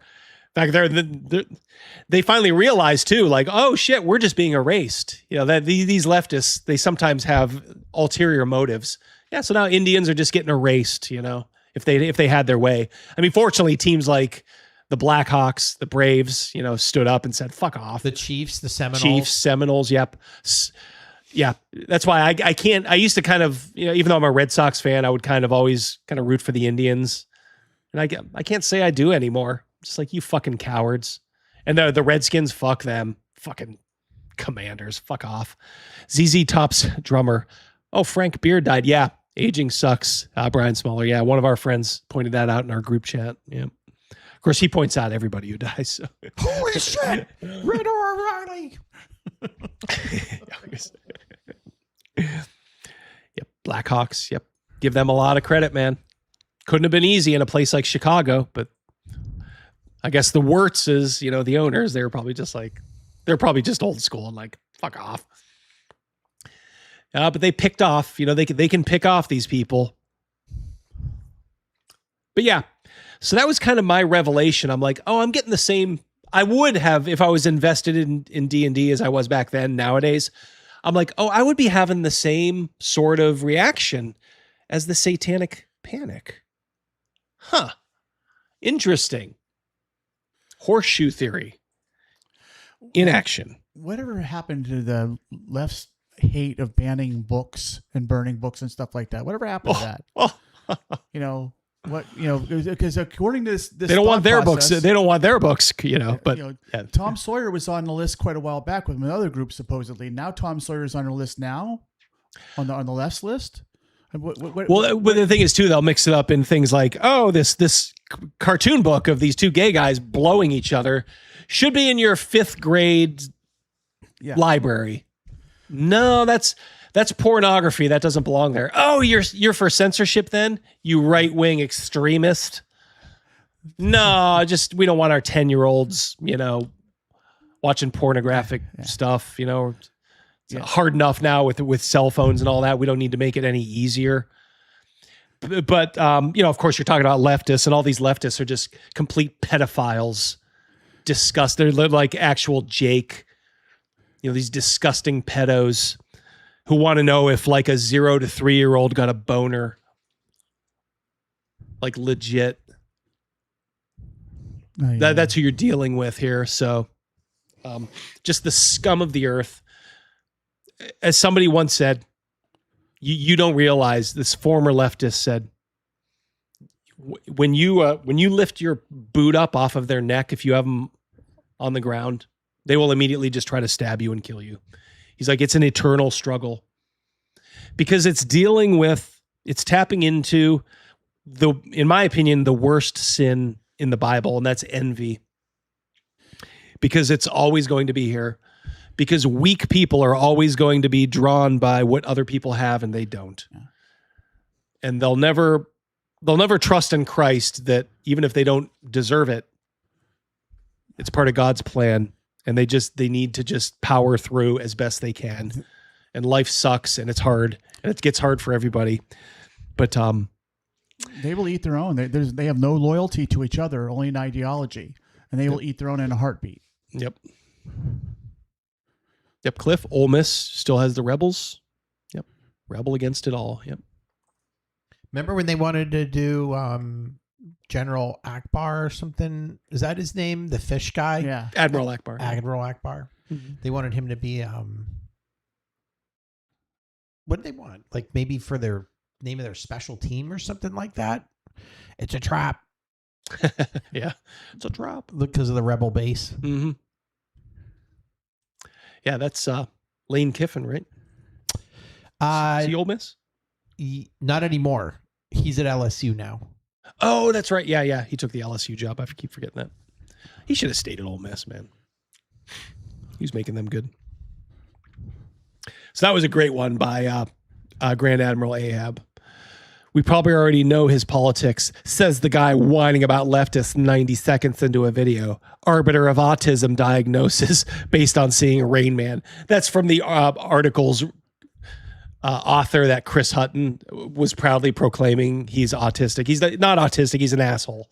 And I just said in my video, I'm like, look, if you drop a shitload of toothpicks in front of this guy, he's not going to start picking them up and counting them, being, like, oh, you have, 652 toothpicks here. He's just an asshole. I know I know people in my personal life who say they're autistic. They're assholes. Meanwhile, Dark Sun has a pretty obvious environmentalist message. Yeah, dipshit. I said that in my video. Nobody's denying that. And I also said it's kind of like Star Trek: The Next Generation, old Star Trek, these liberal ideals. Okay, some of them are just, pie in the sky. And maybe we on the right don't necessarily even disagree with them, but we just understand how the world works. They're unachievable. So, but the difference is old Star Trek, Next Generation, original series, even all the old Trek. They framed their stories in a way that you knew it was there, but they didn't hit you over the head with it. So you could just kind of buy into the straight telling of it and ignore the subtext if you wanted to. But they trusted their audiences back then because the audience was smarter. The audience is retarded now. The audience for these shows, these games, they're all Zoomer millennial retards. And they don't have, and I know there's a bunch of cool millennials, maybe even a few Zoomers in here. I'm not talking about you. I'm just saying, as a generationally, they need to be hit over the head. There's a reason when Netflix makes a movie now, you have to recap the plot every 20 minutes. Or these dummies will go on their phone and just lose interest. And then they'll stop streaming. Shark Double D, they have uncovered grade school libraries providing books full of gay and lesbian sex for 5th and 6th grade kids. Yeah. That angers me tremendously. And it's true, but they'll tell you like, oh, you're for censorship. So they make the argument different. It's like a straw man. It's like, no, it's not censorship. It's like 10-year-olds shouldn't have prawn. No. But a lot of them are just childless. They're just childless themselves, so they don't care or they don't understand, or they're just flat out pedophiles. Mum chums. Mum chums, yeah. Hey, W, I'd be happy to live rent free in their heads. Yep. Yeah, Ryan, that's a good point. Yeah, and you would know. Yep. Ryan is he studies the Bible a lot. So yeah, and in my opinion, it is the worst sin of all. Because it leads to so many bad places. Like I know, obviously murder, but like just, to me, it all starts in the heart. Even like murder and all that. A lot of times that stuff just all starts in the heart. And when you say in your heart, I want what they have, but I don't want to work for it. Or I'm not willing to admit that that's sometimes just the way things are. Thank you so much. What was that again? I'm sorry. Poop. Happy Poop. Yes. Thank you very much. Magnaquam for $4.99. Guardian's name is lame, but their manager was a former student of mine. Yes, he's a very, very based and very good guy. Yeah, it's a shame because I do I like Steve Kwan. I think that as the season's going on, I think they're falling farther and farther behind. Yeah, they're like 4 games under, I think now. Yeah, so it's a bad division, so they still have a shot. Still catch them, but I think that. And they sold at the trade deadline instead of bought, so I don't know. Yeah. Man, if they would just go back to the Indians, they'd immediately go back to my number 2 team. Lootbox, thank you. Thank you, Dave. Yep. Bob, we'll see you. Good night. Take care. Thanks for spending some time with us tonight. Yep. What's hilarious is the fundamental misunderstanding of the setting. Dark Sun is a progressive fight oppression wet dream. They're a handful of powerful city-states run by authoritarian despots, and their economy is propped up by slave labor. They use magic to sap the life from the land, creating a whole eco-narrative. It literally has every baddie they could want to fight against. Exactly. Create an escaped slave preserver mage, and you too can fight against all that oppression. Nah, they just can't see it, though. Slavery bad. Yep, and that's all there is to it. Like it's like, what do you think? I mean, are they afraid that people are just going to be, when they're running these games, they're going to be like portraying these slaves like, oh, I'm so sorry, Massa Sorcerer King Trump. I'm so sorry I ran away. What are you afraid of? Human slavery has existed since there's been humans, basically. But no, they think that we're gonna put some sort of an, 1820s spin on it. You don't trust your audience is what you're saying. We got an update on this poll? Yeah. Can you guys see? You guys look for me?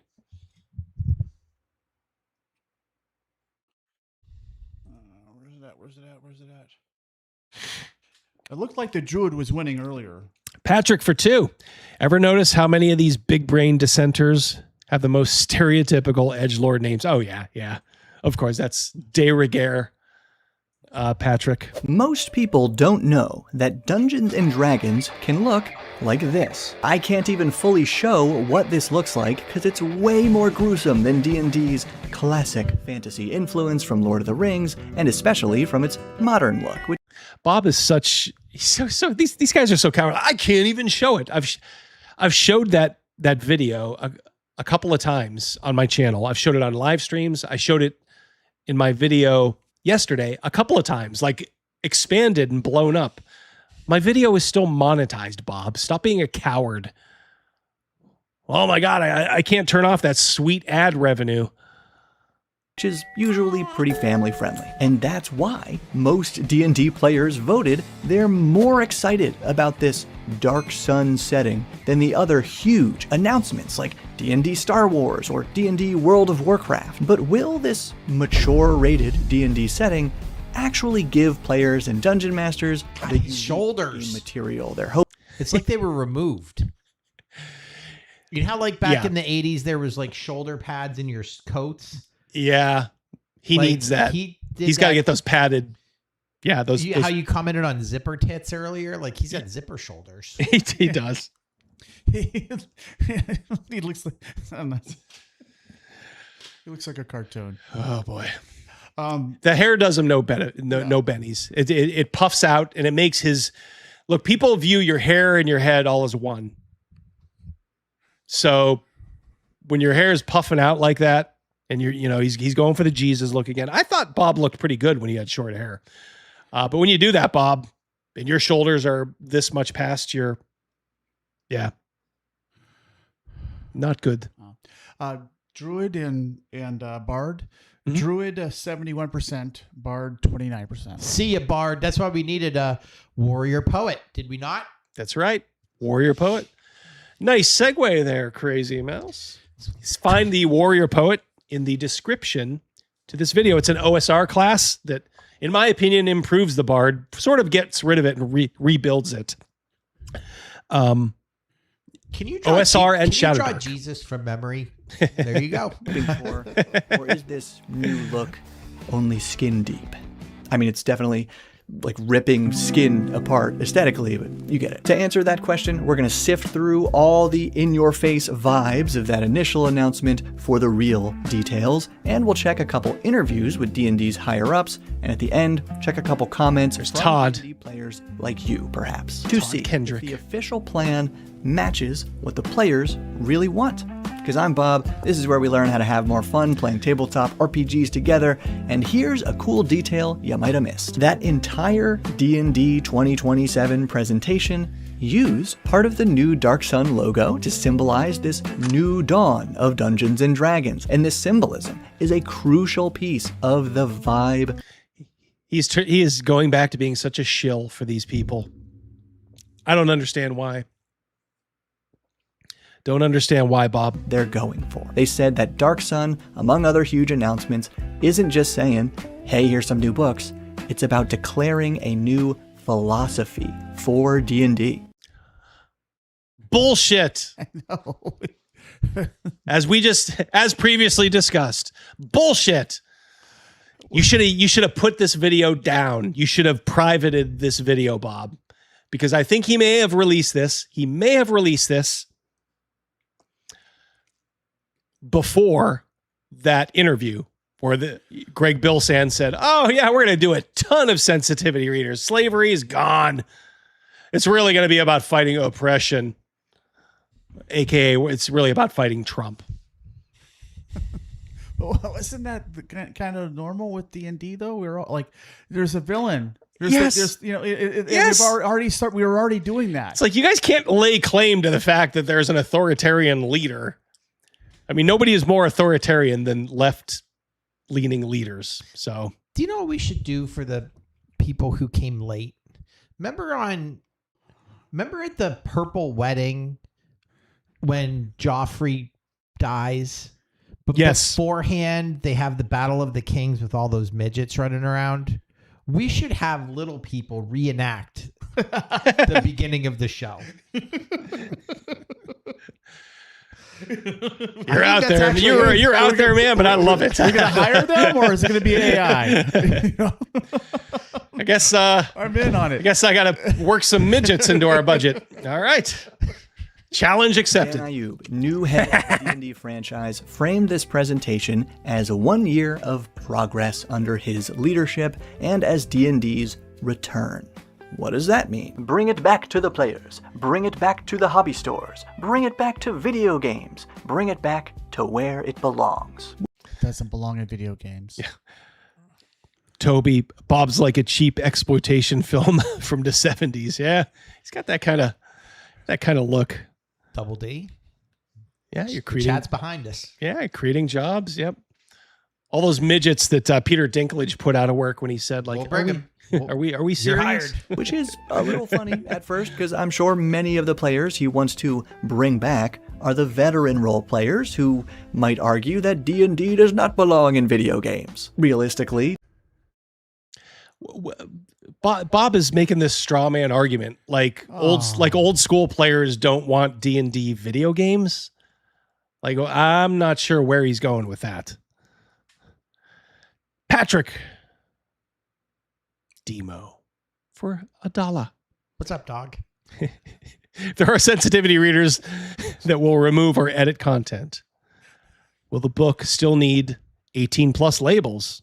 Or is that completely superfluous? No, it'll be, because they're just going to double down. Whatever they do, whatever they decide, they're just going to dazzle you by doubling down on the gross out art and violence. It's just going to be a bunch of immature, like, gore, essentially. Oh, see? Like I said, we're back, man. This is your dad's D&D when it was like, no, our D&D was never like that, really. It was actually when it was in Wizards of the Coast hands that you guys had to amp up like all that weird stuff, like the Book of Vile Darkness and stuff like that. Yeah, I'm with you, Sharky. Yeah, he's a committed leftist. I still have a tiny soft spot for him. He does do good videos, even when they're I should say they're presented good. But this one, he's way off course, and he's just oof. Hey, Doc. Long time no see. Lucha Libre wrestlers. Oh, look what the cat dragged in. Craig Bragg for 10. Hold on. I got something. All right, you do it. Let me find it first. Hold on. I know what he's asking for. Somebody's got to go back and get a shitload of dimes. Oh, yeah. Oh, yeah. I'm a bard. Rebek the Nail. I play a dulcimer, and I wear a feather in my hat, held by a nail. My hat cost a shitload of times. Craig, serious question. Well Do you put ever together. watch that video of the guy that makes cowboy hats, like custom ones, and then at the end he puts a nail through it? Like he throws like I've seen this dagger into like the wood, and he says, and of course a gold nail, so you know who made it, baby. Stay wild, my friend. Hell yeah. D&D has been in the DNA of video games from their beginning. It's proven to be Game of the Year material with Baldur's Gate a few years ago. You know, darling, I think we're going to have a lot of fun together. Why does he talk like that? Yeah. Yeah. So Bob, let me clarify for you. Us old guys, you know, you can do your old accent. Oh, back in my day, you 120-pound wet little cretin. Back in our day. If fettuccine was a person. Oh, my God. Bang on. He is. He's like a craft project brought to life. He is. Dry noodles and Yep. Elmer's glue. Yep. Here's my Bob, mommy. You know, on a paper, glued to a paper plate. Oh, you use the fettuccine so well there. Double D, Crazy Mouse, I have a question for you. I like playing video games. Yeah, I'm older. I don't play them very much. I'm not aware of very many of us, people that we know that associate Baldur's Gate with actually sitting down and playing Dungeons and Dragons. No, it's a different experience. Right. Yeah. Like for me, there's no association with it whatsoever. And by the way, I don't even think people had a problem with Baldur's Gate per se, the people that did, but a lot of them were like, this character here, like, why is he so fucking gay? Like, I don't want to see this. Right. So you're hit over the head with it all the time. Oh. And by the way, I got the D&D video game. Hey, Bob, perk your ears up, young whippersnapper. I got the Intellivision D&D game, like the maze that kind of revealed itself. Literally like a 2D maze with like block people. That's how old school I am with D&D and video games. So you can kindly fuck off with that. Did you try to send a super chat and it didn't go through? Just type in what you wanted. We'll get it. Yeah, just type what you want here, Yeah, Aaron. We got you got covered. We got you covered. He'll find it. Just point it out and I'll read it. Overall, these seemingly conflicting goals for D&D, for it to be multiple things at once: classic fantasy, family-friendly, flirty video games, and now skin-ripping gruesome, these goals all together are this guy's main goal, the big picture. Quote, "One of my biggest goals coming in was to bring everyone back to the table. Everyone should have a D&D experience that speaks to them. Dungeons & Dragons is 52 years young, and that means we have the responsibility of ensuring that all of our players have experiences that feel authentic to them." But did you hear the quiet part there? Let's go This is Mutombo kinda up on wild, that. because it's an acknowledgement that making one D&D for everyone, which was literally the main goal of his predecessors, if you've been following D&D for a few years, that is not the direction he wants to continue. And there's a lot we could unpack about that vibe shift, but I'm sure you can understand his main point. People can't agree on anything today. When I made a poll to measure my own... I don't think people, I mean, look, if you're committed to just shit, that's one thing. But like if Wizards of the Coast had, like if they just went all in on like Forgotten Realms and they're like, yeah, we're just going to be like Forgotten Realms. That's it. There you go, Double D. Like we wouldn't, I take care, Pundit. Yep. We'll see it. I'll watch your video after. See ya, Pundit. Thanks for showing up and giving us some of your time tonight. Yep. And we'll talk, I've been in touch with Chris, so yeah, we'll get you guys on pretty soon. Talk about your new game. Looking forward to it, man. Yeah, I'm going to keep going. Excitement for Dark Sun 38, yeah. Other announcements. I got a similar... I guess what I was going to say is, like, I think I would have more respect if they just committed to something solid. Whoa. Even if it was fucking, not my cup of tea, but also not insulting. You don't have to insult people, but if they just wanted to go their own way, I think people would have respect. This whole, like, we're going to try to please everybody. You know what happens when you try to please everybody. You end up pleasing nobody. Never works out. You please nobody. Aaron, 10 memberships. Holy smokes. Here's what happens when you try to please everybody. You got a 33 and a third chance of winning. But I got a 66 and 2/3 chance of winning because Kurt Angle knows he can't beat me. Not even and he's gonna not try. even going to try. Don't bother trying. Not even going to try. Thank you, Aaron. Very, very kind of you. Very kind of all of you guys. Tonight, yeah, you guys are. I don't know how that PA lottery stays in business with all these scratchers. Damn. But the top comment was, "I abstain." Okay, it made me laugh, so I liked it, and that might be why many more people also saw it and they liked it too, but I don't like all the validation I ended up giving to this needlessly contrarian attitude. If I were a rich man on the internet doesn't apply to you, you can just ignore it and engage with anything else on the internet that does. People are weird, and this guy gets it. You can't please everybody with the same thing. The Carol but Burnett. since they're Did you a see that? big organization with lots of people, why not try having different teams make different things for different audiences? But then, I after tried to ask him some questions about Spider-Man, but he wasn't feeling it. No, it wasn't. He's got a twat knot. Yeah. The thing.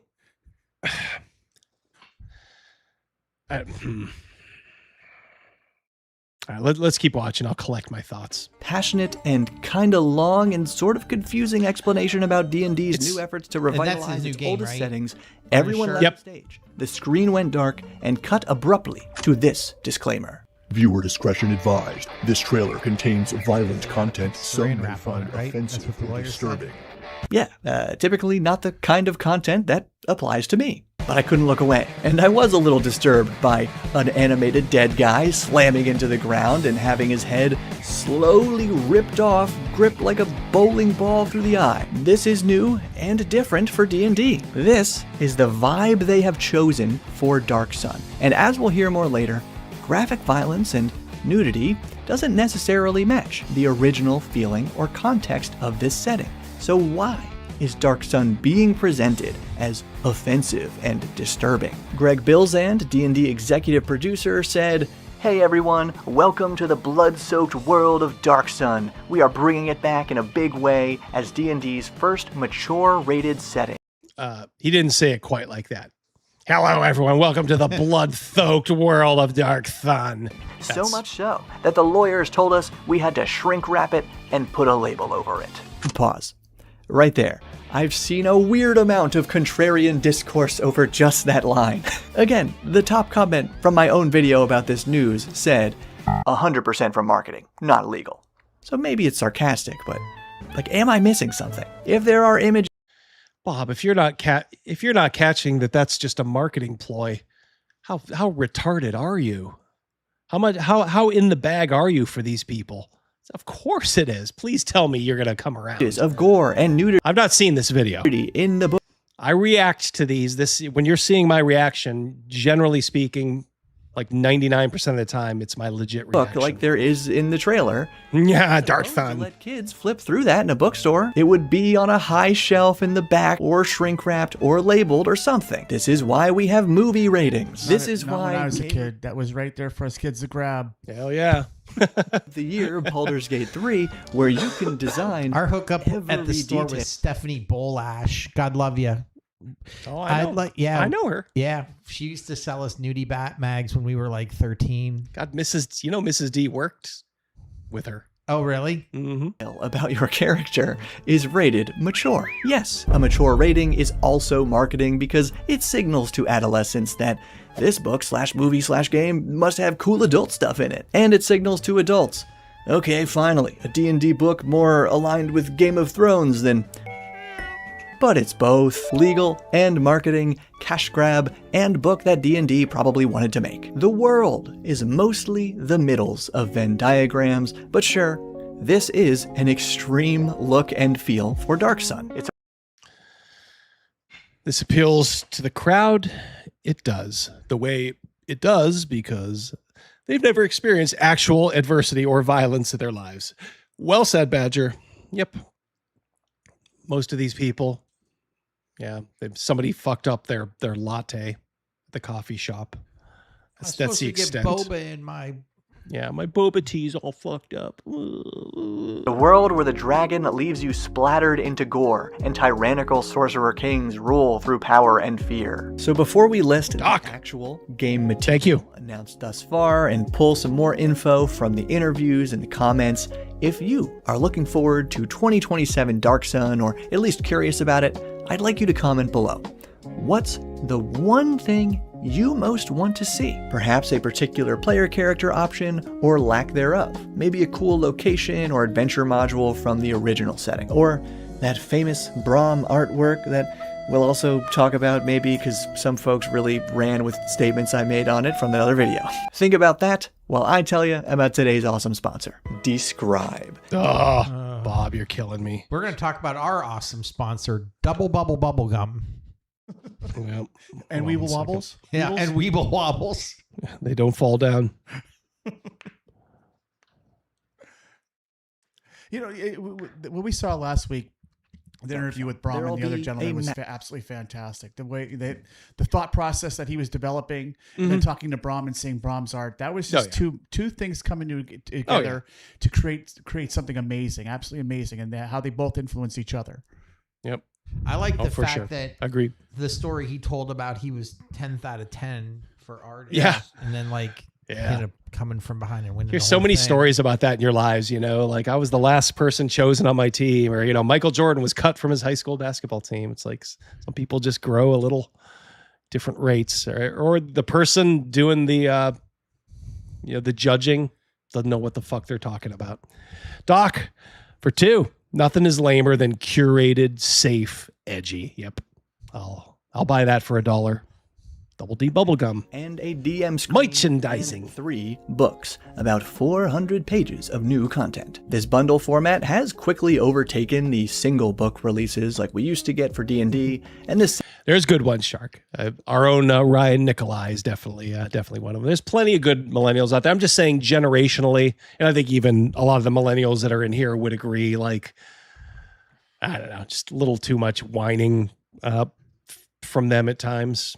But I suppose every generation thinks that about the one that came after. That will contain Blood and Power, the gameplay expansion for DMs and players with a new Scion class, the first new official D&D 5e class since the Artificer came out in 2019. Edge of Oblivion, the setting expansion for Dungeon Masters with decapitation rules, suggesting many other mechanical twists in the book, and surely lots of lore for the Dark Sun world of Athos, including 7 major city-states that we'll summarize in a moment. No, And they're not stealing stuff from Fatal, are they?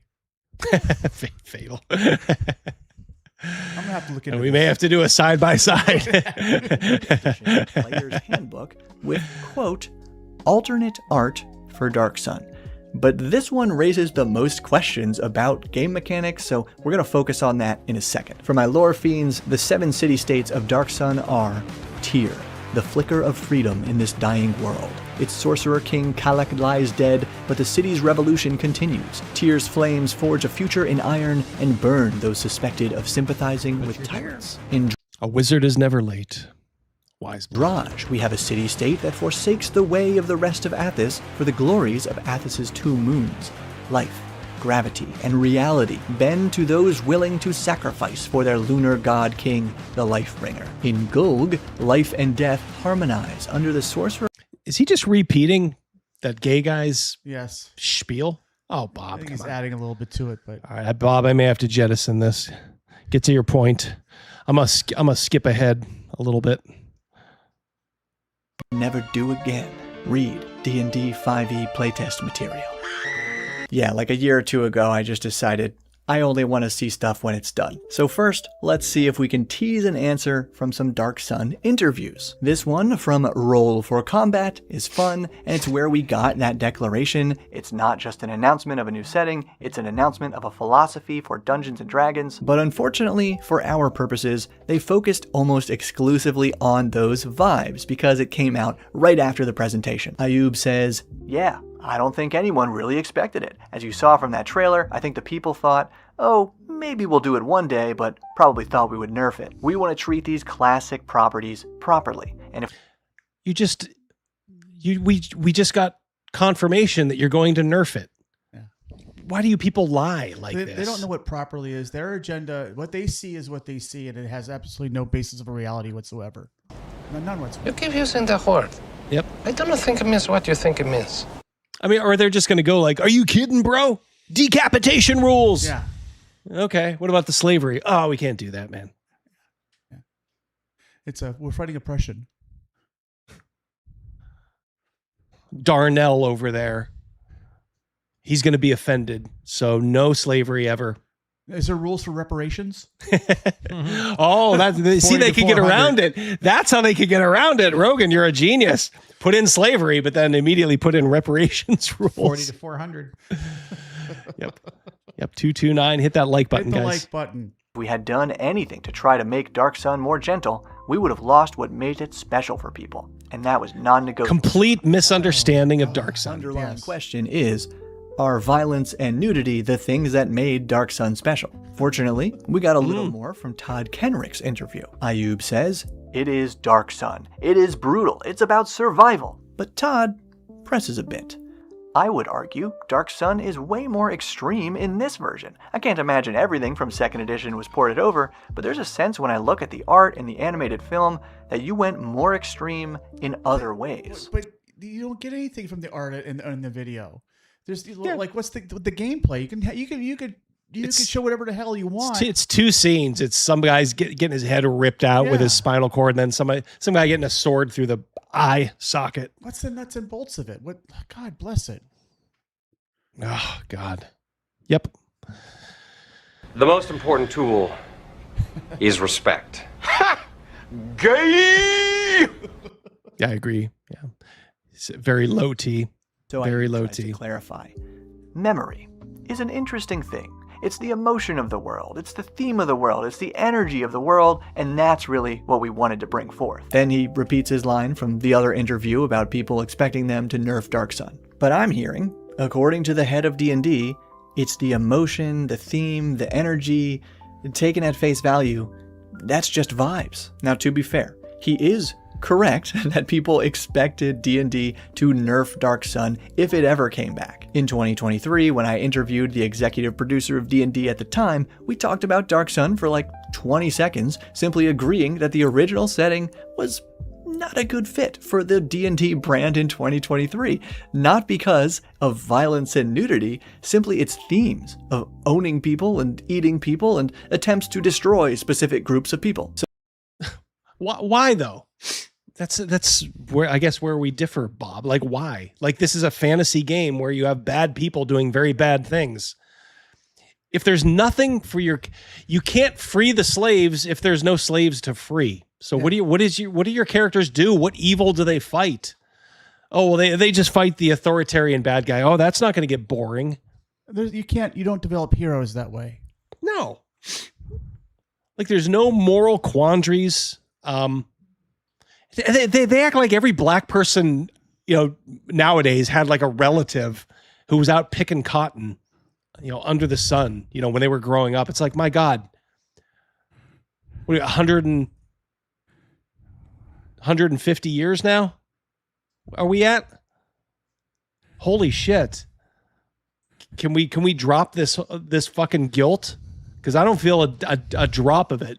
My relatives came over in the 1870s. And even if they came over in the 1700s, I'd still say fuck off. So those mature and shocking parts of the new trailer just weren't on anybody's bingo card because, like Todd said, and like we'll see in some comments, graphic violence and nudity are just really not what original Dark Sun was about. Yes. Yeah. It's like Bob's trying to fit this together. Like, I can't get it to work. This isn't really compatible for most people. But finally, but is he gonna call him out for it? We pierce the veil of vibes in this interview by nerd immersion with the current executive producer of D&D, Greg Bilzan. Oh, there he is. People are hungry and ready for mature D&D. We have shows like Game of Thrones that really popularized mature fantasy. But there's an important line to draw here, which is, maturity is not just about gore and nudity and violence, though it's all in there. It's also about the kinds of stories that we can tell. The brutality that Dark Sun brings is inherent in the tyranny of its sorcerer kings. In the typical D&D campaign, you don't see the brutality of those antagonists really expressed. Versus in these books, the stories and the tools it's giving you offer more.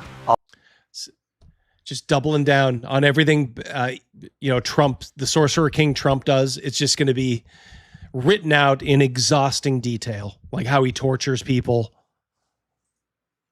all the bad things he does, I'm sure that a lot of grape there too. Ugh. So sick of it. Patrick over on Rumble for $1. So the setting put out as a leftist parody of the future is now campagna non grata. The left will always eat its own, even in fiction. Well, we will see. We will see, Patrick. Right. We want the... I'll use Uruk as an example. Uruk essentially forces a large portion of its population... By the way, Joe, if you came in late, you're going to want to go back to the beginning of this video because we called you out because we watched a commercial for a place you may have heard of. So. Or went to. Can conquer. That is a dark, dark thing. And why now? Because more than ever, I think people are looking for opportunities to stand up for freedom in the face of tyranny. And a quick search of the original lore indicates, yes, a large portion of Uruk's population were enslaved. So that sounds like a story theme I would have expected D&D to nerf. Taking that example at face value, we can believe when he says the books offer both stories and tools, like the decapitation stuff he mentioned, to scaffold. It's good that they got Terrell Owens interested in Dungeons and Dragons. I know. Sure fantasy of these tyrannical villains and how your characters will fight to oppose them. You know, even this emphasis on tyrants seems like a modern lens over Dark Sun compared to these comments from people who played the old. He's becoming aware, but it's like Bob is becoming self-aware as we go on. Older versions. But he's thinking, I think, that, yeah, this slavery is going to work in just fine. These tyrants are going to use slavery to be bad. If only you knew. Nothing. Shoplifting ain't against the law. It ain't. I asked to buy Kool-Aid with food stamps, and y'all said you don't do that no more, but I gotta get my nails In my head, done. Dark Gotta get her nails done. Brutal environmental Gotta get her nails done. catastrophe parable, not brutal, violent confrontation. Yes. Yes, this is it. In my head. Not in your head. How about in the book? In my head, Dark Sun was brutal environmental catastrophe. That's the main leftism in there. Conceded. It's okay. Red Devil. Oh, $20. Oh my God.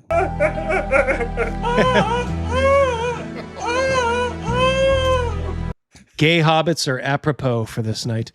Thank you so much, Red Devil. Well, we wanted them to act out the beginning of the show. That's right, yeah. It's exhausting how libs insist that real evil is too taboo to even mention. And yet, generic and vague whiteness is always the most evil thing. Damn right, yep. And must be demonized and scapegoated. Absolutely, yep. So sick of the anti-white bullshit. Yep. Thank you very much, Red Devil. Much appreciated, man. I remember playing Dark Sun, and we did a lot of hiding and worrying about spellcasting destroying the environment. And this is what I've heard are the true main themes and conflicts, with the owning and eating of people being more like set dressing. Another comment does focus on oppression, but as an overarching force. You have seen the artwork. The soul of Dark Sun is not the gore. The soul of Dark Sun is depression. You can't win because the villains have already won before you even start. You don't get to be a loot goblin because the good loot is all in the treasury of the dragon. Your happy ending is continued survival. Your normal ending is sliding into corruption and becoming a villain yourself. If they change any of these aspects of the lore, it's over. Dark Sun would fail. And I gotta say, skimming the playtest material from a while back, Sorcerer King Warlock Patron certainly leans into the right themes of fear and power in its features. The Defiler Sorcerer subclass is all about spellcasting, siphoning life from themselves or others. The Preservation Druid sounds like the flip side of that coin, and the Gladiator Fighter, heavily leaning into charisma, definitely matches the original Dark Sun artwork of these beefed up warriors. And yeah, I called the original Dark Sun artwork edgy. Because it is edgy. I don't know how edgy it is. It's just, I mean, it's anybody who saw that original Braum stuff knew where it came. It's like classic Frank Frazetta like stuff. Yes. I mean, that's classic Frazetta. Yes. Go ahead, put that back up. Badger for 2. Is it too early to start calling it Shart Sun? Not too early in my book. Nope, not too early at all. Dyke Sun. Look at these guys. Come on. It's obviously technically amazing. I also think it's pretty badass. And in the video, I called it striking too. But Reddit doesn't care about that. No room for nuance, only upvote or downvote. So I hope you see that while a lack of details leaves a lot of room to question and worry and get angry about something, that's really only cool if it comes from a place of fandom and excitement. But if you ardently express disinterest for a thing, or if you only want to see it fail, maybe we'll have a video like that if it happens. But for now, please take that attitude elsewhere. Everyone will be happier that way. This is new to me, and even though I'm rarely playing actual D&D these days, on this one, I'm with the majority of D&D fans who are excited to see it, and I want to foster that excitement. Well, I do want to see Bob. I want to see what he says now that it's pretty well known that they are going to be either nerf the slavery to hell or just get rid of it.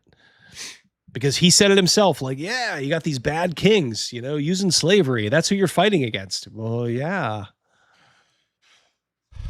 That's the way it should be, right? No.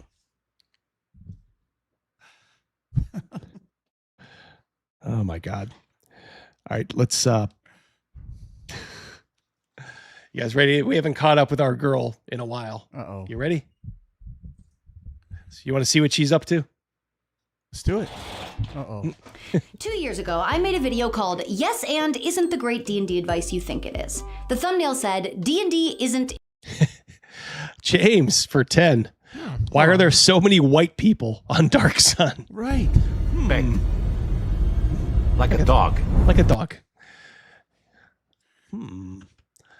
That is that's a puzzler, James. Thank you very much, too. Badger, thank you for being a member. Yes. Yes, why are there so many white people? Ginny's not looking good in that freeze frame right there. Not good at all.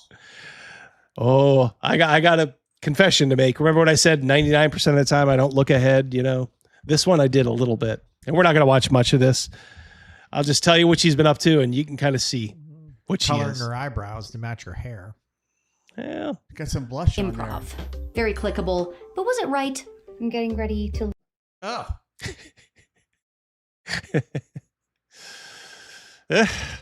Looks like, remember in the Batman with Jack Nicholson when they showed the newscasters without their makeup?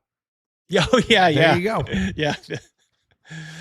That was the weirdest little subplot in that movie. It was kind of almost like an afterthought, but yeah. Yeah, I was gonna say, yeah, jump scare. Normally I'd be like, oh, don't make fun of it, but fuck her. Like she's expressed what she's thought of white men, white Republicans too. This bitch would want to see you probably at the end of a rope if you're a white Republican Or male. put in that curling iron thing she's holding. Yeah, right there. yeah. She'll. Can you put your wang in here, please? Yeah, crush your wang or your balls in that. So fuck her. And yeah, she has hit the wall at like 28, 80 miles an hour, man. You've got ogres. There's one. For my first... Ugh. She did this a while back. I remember she's like, I'm going to go au naturel. I'm going to go without makeup. And I think she realized like, oof. And then every video after that, she was in full cosplay mode. Patrick called it. He warned us. Yeah. Yeah. She is rough looking. Improv class. I don't Butterface? feel like we're Yep. halfway through. We just had our last class of Improv 2. Tomorrow is the showcase. So she's taking improv classes to be a better DM. So kind of like how Michael Scott did that. Yes. In every scene he has a gun. That's right. Oh, man. I've spent the last 3 months taking improv classes. And listen, the thing about putting your opinions on the internet regularly for years on end is that sometimes you say something kind of stupid and you don't realize it's stupid until later. In this case, I misunderstood one of improv's most important ideas. She looks like she's about 50 years old there. Yeah. It's like a 50-year-old couple settling down to Netflix and chill. You know what I'm getting reminded of? Remember when the Melisandre took off the necklace? That's a bit brutal, but yes, I do. Yeah, I don't think she's quite like an 80-year-old, but she's definitely looking like she's in her late, like mid 40s at least. I think she's only in like her 30s. Oh, she's absolutely married to a white guy, James. Absolutely. In fact, you can see him here. Like I don't know if he gave permission or whatever. Granted, I haven't been keeping up on her videos, but he seems to be fine being in front of the camera now. And Michael Scott has so much more talent. Now Yes, he that I've does. actually studied improv, I'm ready to defend Yeah, it. there he is. Kind of looks like how I pictured him. Kind of he's in that normal to dweeby range. Not because D&D is improv. Michael Scarn. OGG got it. Incredible practice for the exact skills that make tabletop games work. So let's talk about the 3 ways improv has made me a better game master and a better player. If you're new here, I'm Ginny D, and I've been making videos about how... All right, you know what? I don't really want to hear this. I just wanted to show her. I'm What's sorry. your AC? Because I want to roll to hit that. Ooh, we're a long way from that, Ginny D. Do your eyebrows like that again, Ginny. My God. We'll do a little TikTok. TikTok. TikTok. Oh, Antonio for 2. Classes don't make you a better DM. DMing does. Yep. It's a hard sell for her. Let's get back to the racism question, okay? Oh. Oops. Let's get back to the racism question, okay? I don't like this guy's t-shirts. If you walk up to a table and this guy looks like this and he sounds like what you're about to hear, just turn around and say your appendix is about to explode. Oh, I gotta go. Okay. The thing is, I don't believe that it needs to be part of the game. I believe it is inherent to a fantasy setting. That right there is the entire claim I'm going to be addressing in this video. Not whether someone can include fantasy racism in their games, but the claim that racism is inherent to fantasy settings. So let's hear this person's argument. I'll tell you a story. I had a player request to be a centaur once. Being a DM that likes to give the players what they want, I pulled her aside and I said, you gotta understand that a centaur is horse-sized. So when you go into a town and when the rest of the party is engaged in an inn in like a human-sized town or even a gnomish village where even a human has to stoop to get through the door, you might not be able to enter an inn because of the choice you're making right now to play a centaur. Okay, so that sounds reasonable to me. I don't know. Yeah. Look, we're not, maybe if you're playing a like Sigil or something like that, but if you're just in like a bog standard like fantasy game, they're not going to, it's like, yeah, they'd be like, go out to the stable. Ugh. Yeah. Yeah, those like Vaseline on the lenses, the cheesecloth, right? She should start doing that. So in this situation where you are the GM, who made the decision that the building had a very low door that even humans had to stoop through? You. Who made the decision that that tavern wouldn't have furniture that would accommodate numerous different species in a world that has numerous different species in communities? You. How is that you did that inherent? Something that is inherent to a thing is a permanent, essential, and usually immutable characteristic. However, you, as the GM, could simply have decided taverns will have furniture that accommodates everyone and have large doors because they have to accommodate. So every fucking tavern you go to in this world is going to be built for a horse. Or a giant. Yeah, or a giant. So does that make sense? Where is there any player responsibility to like, tone it down a little bit for the sake of the world that you're in? Orcs and ogres and half. How big is this tavern that they have? Half chairs giants. to fit everybody like that. A fucking half giant chair. Is saying, I want to play a drow elf. Like the actress that used to play Lamb Chop. Didn't she sit on a huge chair? Yes. Is that Lily Tomlin? Yes. No. Oh wait, was it? No. It was. I can't remember her name. Yeah, it's on the tip of my tongue. I can picture her, can't you? Chat. Jamie, pull that up. You have to, as a DM, say, okay, but what you gotta understand is this campaign takes place on the surface. And on the surface... He's talking about drows. Drow elves are considered evil. Because drow they enslave people, worship an evil goddess. And who made the choice that in the game you are running, drow are... Sherry Lewis, that's it. Evil on the surface. Puppet Lamb Chop. Yep, Sherry Lewis and Lamb Chop. Yep, thank you very much. You get the prize Flapjack. Oh, Flapjack Long John. Good to see you, brother. Brian for 5. I'm a human supremacist in fantasy RPGs. Oh, brother, you got nothing over me, man. Say no to interspecies miscegenation. I Thank was you. right. Lily Tomlin. Yeah, she had the big chair. Yeah, she was in the big chair. Yeah. Okay, and I mixed in Lamb Chop. So yeah. No, I only focused on that. So okay. We're both get partial. Yeah, credit. there we go. Yes, there's absolutely history with that, with established settings. So yes, there's history, but just get rid of it because it's, you have to cater everything to every one of your players. Established settings aren't the only fantasy settings in the world. Just because they did that doesn't mean it is inherent to fantasy. So again, who made the choice in your game that drow will be viewed as evil and do these evil things? You did, sir. You did, sir. Sir, you did. I'm gonna need to take a shower after tonight. Between Greg Bilsand, I can't even. I have a Teo Sabadia, the Mastering Dungeons. Those guys that put you to sleep. If I put that on, man, I think I need to take a walk to a van in a van down by the river. Yeah. In your wildest imaginations, imagine a fantasy world where there is no racism or speciesism. I can. I'm doing it right now. You know what that means? It means it's not inherent to fantasy. What's it called? The Blue Rose? Really? The Desert Rose. Is it all... What? Well, why would you want to play in that? There's no. Essentially, what you're saying is there's no evil. All right, so what do? You just go around and make friends with everybody. You're the happy, fun time friend group. You go around goosing each other and. They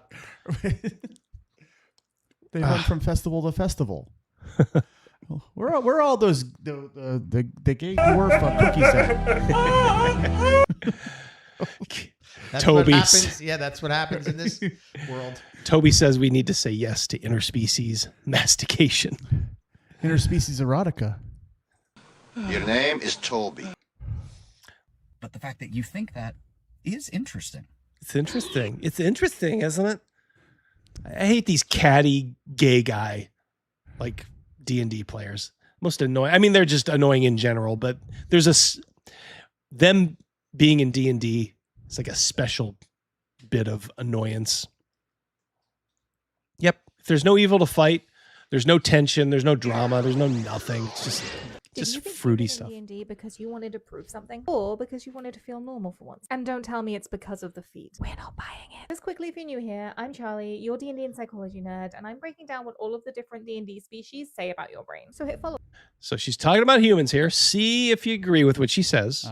If you want to know more. You're playing a game where you could be any number of magical fantasy species and you choose to play a human. Bold choice. I think there are two reasons for it. So let me know which of these sounds most like you. Number one, the underdog. You saw all of those magical options and took it as an opportunity to challenge yourself. You want to be the ordinary going up against extraordinary situations. You want to prove that your grit and determination are enough to make a difference, because maybe you really just want to make a difference in real life. Psychologically, this relates to something called self-efficacy, your belief in your own ability to achieve something. You're drawn to the idea that hard work and determination can stand up against people with innate abilities. Maybe you feel like you've had to work harder than those around you, and your human is proof that it's worth it. The second reason is grounding. You took one look at all of the options and decided it was just a little too much. Life is already chaotic, and the last thing you need is a character with special powers and a complicated backstory. Plus, it's way easier to blend into the background, right? This is linked to something psychologists call cognitive closure, a desire for clarity and familiarity over ambiguity and the unknown. If your world already feels overwhelming, it can feel genuinely grounding to choose the most familiar option. You just want to show up and play. You're probably also the most likely to... Travis Pop, yeah. All dungeons have to have ramps and horse stalls now. Yep. Disagree with me on these videos. Thank you. Because it's added complexity you really don't need. And that's okay. So, human players, that totally makes me sound like an alien visiting Earth for the first time. Are you an underdog, or are you in search of grounding? Or is there something I might have missed? Let me know in the comments, and make sure you're following for more of the brain science behind our favorite role-playing game. Until next time, roll well, darlings. That's entirely too much thought. Too much thought. I do think it was a honest, like I don't think there was anything... I don't think she was trying to push like any sort of like weird stuff. Right. I think she was just saying psychologically, and I do see that. But it's, to me, it's almost like I'm just one step beyond, because human is almost always the default. So I'm always doing that same analysis for the choice of class rather than race. You know what I mean? Like, oh, you're a fighter, you know, you like to kick, you probably just like to kick butt and maybe turn your brain off or something like that. The human thing, I don't know if there's anything to it. I was trying to think. I think it was a good faith effort to explain it, but I think she was maybe overthinking it just a little bit. Just me. Yeah. I don't know. All right, let's see what other goodies we have. So I've been seeing a lot of discussion on D&D TikTok about whether or not it's okay for white folks to play people of color in the game. And as a person of color, as someone who researches the issue of race... Well, he looks pretty white, doesn't he? I was going to say the same thing. Person of color? He looks Samoan. I don't believe him. Is this one of those, like, he's like 1/4 black?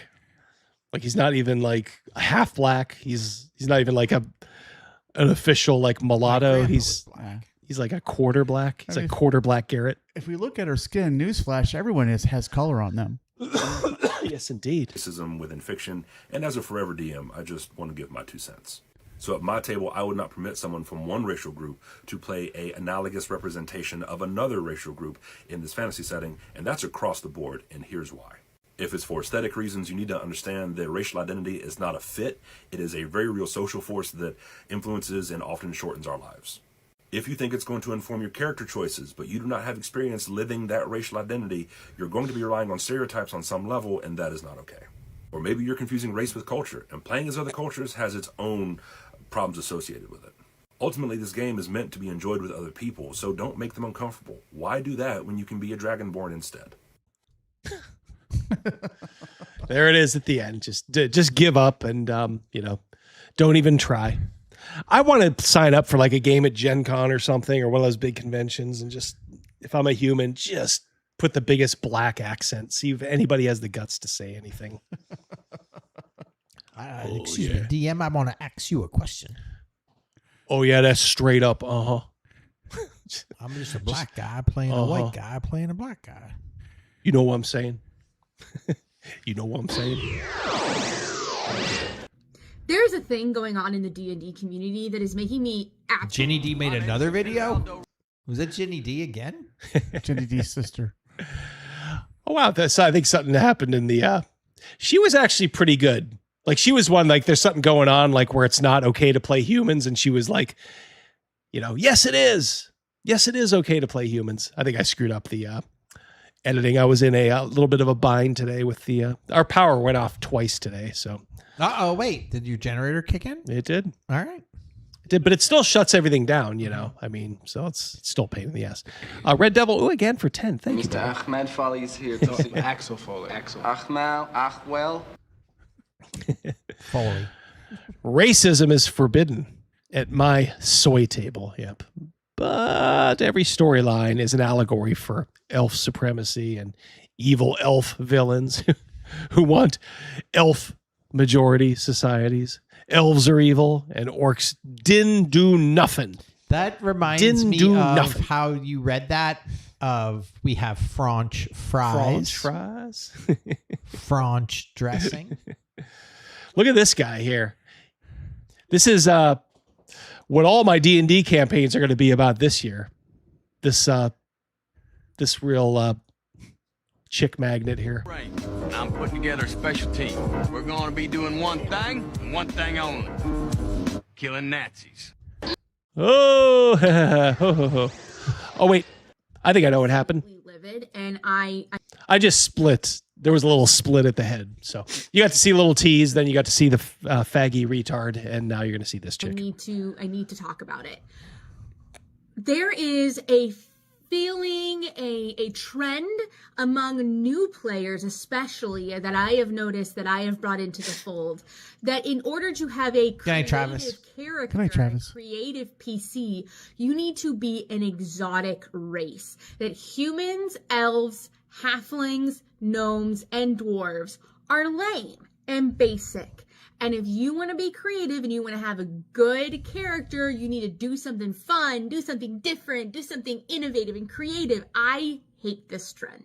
I hate this trend so much. Because of this trend, I have not had an elf played at my table in like so long. I swear to God. Those are necklaces. That's not a neck tattoo. Yeah. I like the cut of her jib. Understand that it's so fun and so cool to play all these fantasy races, but you are not less than just because you want to play a human. I love it. I'm gonna cut it right there. She just kind of extrapolates, but basically keeps to the same point. Yeah. So there are normies out there. There's younger normies out there who don't agree with all the tabaxi bullshit. You know, playing every kind of a furry under the sun, a tiefling, a warrior, dragonborn. I love how this chick, and what is going on, by the way? You know, I think there's been a turn, because this is not the first time I've seen this. You see a girl with blue hair and you're like, oh shit, the classic blue hair. And they're completely normal nowadays. I've seen this a couple of times. It's like now the big thing is the nose ring. That's the real like decider if they're going to be completely utterly retarded. And she's lacking it. She has no nose ring. She has the blue hair, which, you know, I don't think really the blue and green hair just does not look good on anybody. But I have come across this where you're expecting one thing and just because of the hair color, and then all of a sudden it's like, yeah, they're just kind of normal. So I don't know. Well, that's cool. That's cool. I will do the lunacy here. You guys ready? Oh, here we go. Back to holiday fuel. Oh boy, what happened now? This is our local gas station. If you followed us last week, there was a video. Here we go again. This is a gas station in our town. Let's just say where all of the bad element likes to hang out at 2 a.m. It's a horrible neighborhood. And I know that there's been a lot of action lately because it's made our channel. Make no mistake, this place had a straight up murder at a gas pump. And I have to say it was within 10 years. Yeah, for sure. For sure. Chat, look, chat. I ain't doing nothing. I'm just chilling. Look, this is the same officer that keep arresting me. He went to my car. You know who driving. He keep arresting me.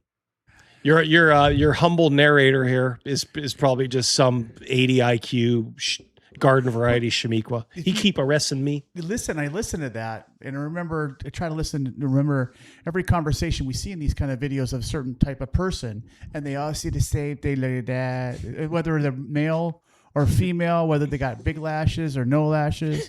You know, whether they got all their teeth or not all their teeth. They talk like that, yeah.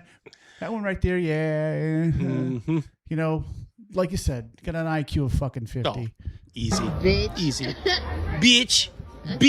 In them cases. He know who this in the car. You know. I don't. Yep. He thought I was in that silver car, dickhead.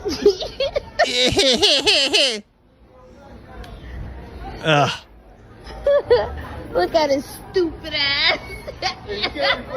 I am recording. You can't tell me I can't. Shut the fuck up. Ugh. Fuck is wrong with y'all? I am going home, bitch. Good night. Go home, you fucking crack whore. To your 6 kids who you probably being babysat, you know, by a 9-year-old, because I'm sure they're all under 9. You know, at least 3 different daddies, I'm sure. Hey, Sparkle, I'm walking. They watching me. I'm going home, bro. Excuse me, LeBron, you watch the kids. I'm going to go party down at the Holiday Fuel. Ugh. James for 10. 2 snaps, a twist, and a kiss. Ever notice in Shadowrun when an orc runner gets geeked by the Corpo security, the News Corps always finds that orc's Grammy who claims he, quote unquote, didn't do nothing. He was just getting some money for college. I got to get my nails done. Oh, bro. I want to smoke with these boys. Thank you, James. Hey, chat, look, chat. Is this? I just like what I don't understand. I don't understand it. You know, I look at like, you know, I get up, you know, I go to work, go home, I got kids, you know, grown, I pay my bills, like to do some things, and I just don't understand that kind of freewheeling lifestyle where you got no responsibility whatsoever, but you pop out kids like flies lay eggs. It's insanity. Oh, well, when the government's paying for it, I mean, God, why wouldn't you? That's her job. Yeah, she gets one lump sum a year. Yeah, her job is to produce a generation of kids that can't read or write, and at least 6 out of 10 of them will end up in prison or, you know, some other sort of. That's a reality right there. Oh, this is also eerie. Uh-oh. Catch me on the gas on my kids, bitch. Oh, speed check. Yep. On parade? You got your ass whooped, didn't you? You got your ass whooped. Oh, is that State Street? I think so.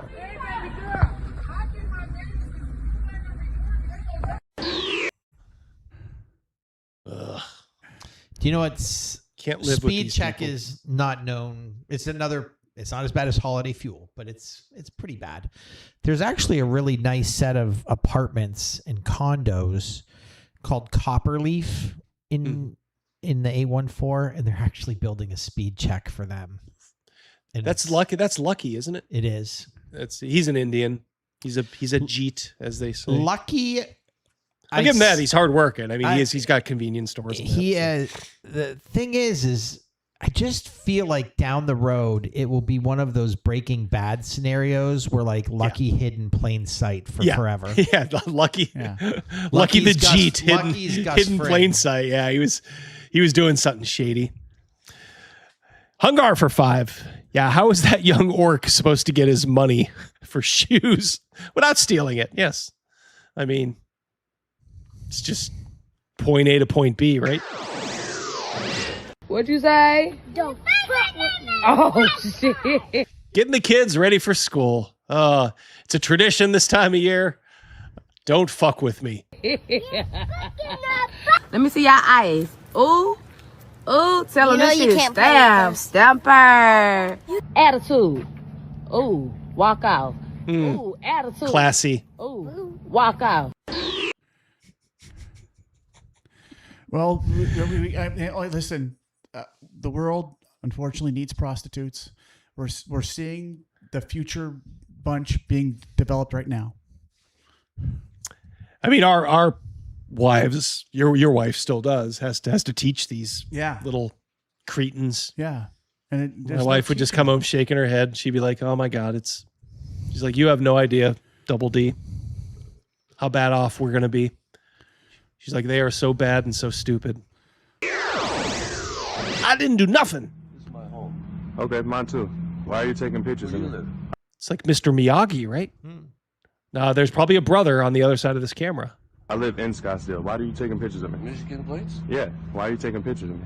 Well, you know what? We've had problems here. I don't care. You don't know me. Why are you taking pictures of me? And I don't know you. Do you know a lot of white men are doing racist things in this world, sir? No. You don't know that? You're not aware I'm of a that? racist. You are a racist. I'm a racist. Okay, that's fine. Okay? So what's the your issue? point?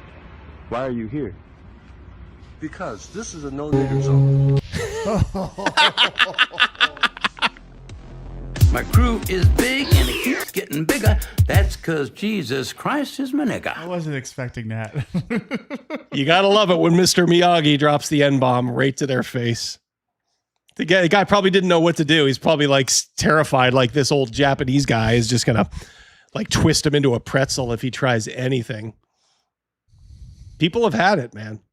They just fucking had it. I was talking with my brother-in-law yesterday, and he's like, I'm so over this. He's like, it's like not nowadays, like to be considered a racist. It's like a badge of honor.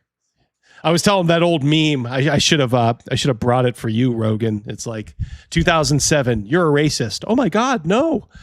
Then like 2011. You're a racist. No, I'm not. 2018. You're a racist. Fuck off. And now it's like 2026, and it's like, you're a racist. Ah, thanks for noticing. Very proud of that. Amen. So this is the UK again. You'd be forgiven for thinking someone accidentally opened up a portal to Lahore. Nope. Just thousands of Pakistanis in the UK throwing a full-scale Independence Day rave for a country they couldn't wait to leave. If it's that brilliant, why the hell are you still here? I was looking at that. All I see is a sea of black hair. Oh. You know, just you have to always keep this in mind whenever you hear about Pakistan. 65%. Yes. 65%. That is the incest rate in Pakistan. It is well known. It's not some fucking conspiracy theory. It's based on demographics, surveys, census. People in Pakistan fuck their first cousins.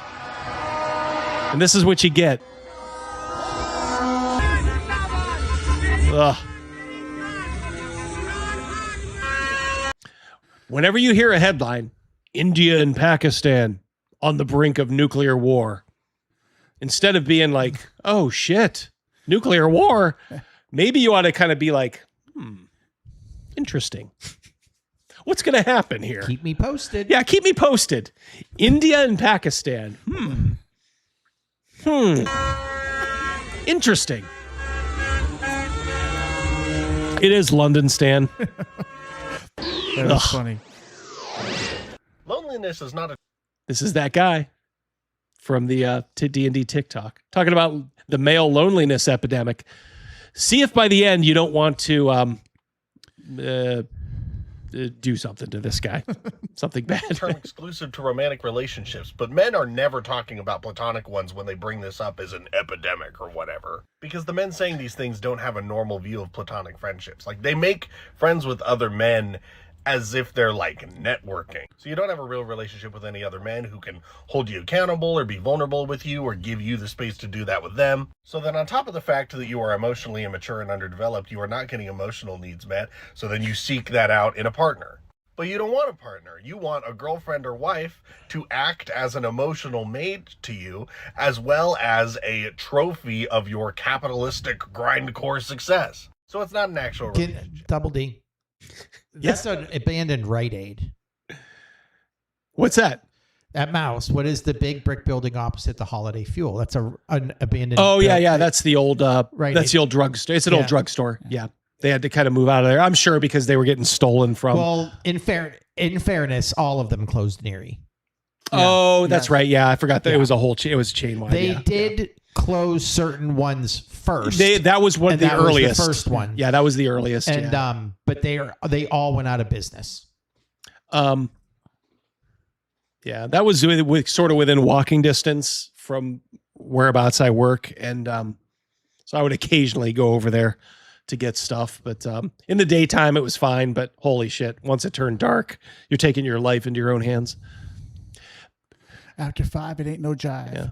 Back to Fatzilla here. And then while all that's going on, you hate yourself because you don't see yourself as a normal guy trying to go throughout the world. You see yourself as a growth-stunted future millionaire. So then when women, who you view as trophies and possessions, act like people around you, it makes you feel like a failure. And then women become your main focus because controlling a woman is the only manosphere metric of success that can kind of be achieved by any social or economic class. You're not going to become a multimillionaire success story. And you know that, you just won't admit it. So your only focus then becomes controlling a woman, since it's the only thing you might maybe be able to do. Why does he sound? He sounded like Seth Rogen and Lewis Black. Yeah, I'm glad you said that. A lot of Seth Rogen sleeping through there, which just made me want to more. Does this guy believe every word he said? He's got to be doing it just to be inflammatory. I think he's a true believer. God. That's the guy who said he was going to run D&D campaigns where you kill Nazis. So true believer. That was him. Jeff from For Two. Just a more somber note is Bruce Campbell announced he is officially retiring from playing Ash, in part because of his cancer. It must not be going too well. Such a fun and great character. Hail to the king, baby. Yep. You got one more? That's sad to hear. Yeah, he said he kind of made it seem like if you read between the lines, the cancer might take him out in the next couple of years or sooner. God willing, we'll have him longer. But Patrick for $1 said by a man who has most likely never felt the touch of a woman. That's what I was thinking too, Patrick. Like, yeah, this dude's like a real chick magnet. Like, it's a big husky goofball. And just starts spouting a bunch of leftist nonsense, a bunch of soy-filled shit, talking about the manosphere. Maybe he has the woman he deserves. How many times do you think he rehearsed that speech in the shower? Oh, God, yeah. Taking on the manosphere. Whoa, man, you're so edgy. Yeah. I don't know what to say. Don't like these people. I hate leftism. I hate leftists. White people.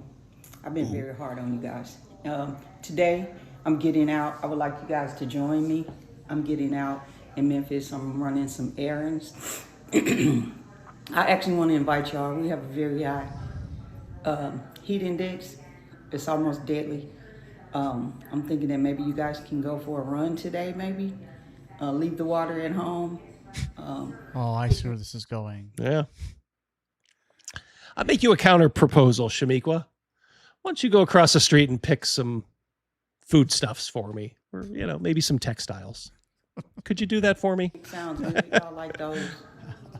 I got if you're telling us to go commit, suicide, why don't you go pick that cotton across the street, Shamiqua? Go 25 acres that need a picking. Yep. Fuck you, you low IQ dummy. 50 IQ. She's not even good at this. Like she's trying to it's like a burn, but she's doing it obviously in like public, so she can't be too loud because there's probably white people around. And she's brave enough to put it on TikTok. But this animal, and that's what she is, this fucking animal who just said, by the way, white people, should get like heat stroke and die. So you know what? She could fuck off and pick my cotton. Something. What else can you guys do? What else can you guys do? No hat. No hat. Don't put no hat on. 3 Oh no. out of 4 of my Dentists. Approve. Or me included. His brothers. 3 of us out of the 4 of us are transgender. Really? What are the odds? So what, dude? So what? Thought you were trying to lose weight. Lay off me, I'm starving. Like, Mom. Because you guys flock together, and that's okay. Transgender people. Mother. What is this? It's about our birthright and what we deserve, what we have built, what we have fought for, what we deserve. What did you build? What they owe us. You didn't build nothing. You work a job. They don't pay you. Sue them for what? There's a colloquial term. We'll call it Afro-American engineering. That's the limit of your building. Back And don't give me that shit about the peanut guy. payment. We are suing this government for back pay for services rendered in this country. Yeah.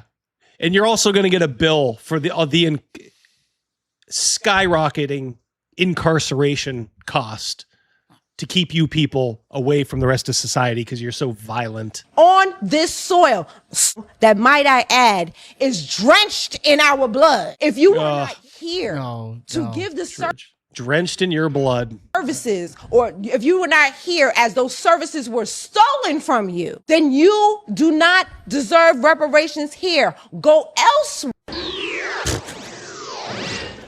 Here are some examples of white privilege. Oh, Jesus Christ. All right, you big pumpkin of a lady. Bring it on me. Gotta love the overalls. You keep using the word. I don't think it means what you think it means. Does not. Have never walked into a store and struggled to find my shade of foundation. Next, I can wear my hair pretty much however I want anytime. And with many of the people of color that I know, they are either shamed for wearing wigs or extensions or what have you, but then they are also targeted if they decide to wear natural hairstyles. That's crazy. As a singer and an actress, I have not been typecast into a servant or other role. What are some other examples of white privilege that we see in the world today? Comment down below. She should be off pudding. Yeah. Very much well fed. Very much so. It's white privilege, huh? I was kind of trying to piece that together too, Sean. I think she's just crazy and stupid. So I'm sure that's not what she was saying, but you never know. Occasionally these people will stumble into a point because they see like even illegal immigrants as competitors for their grift. So they're like, get your hands off. We want to steal this money for us. I think we suffer from white privilege here, the three of us right here, because we go up, we work every day, we work for the better part of lives, and we pay taxes, and that's a privilege. Yeah, you haven't I got consider it. Double D. How many handouts have you gotten in your life? Not very many. Not very many at all. How about and you, Crazy Mouse? Zero. Exactly. Me, none. Our controvertible episode of right there. Pigs in Space. Yep.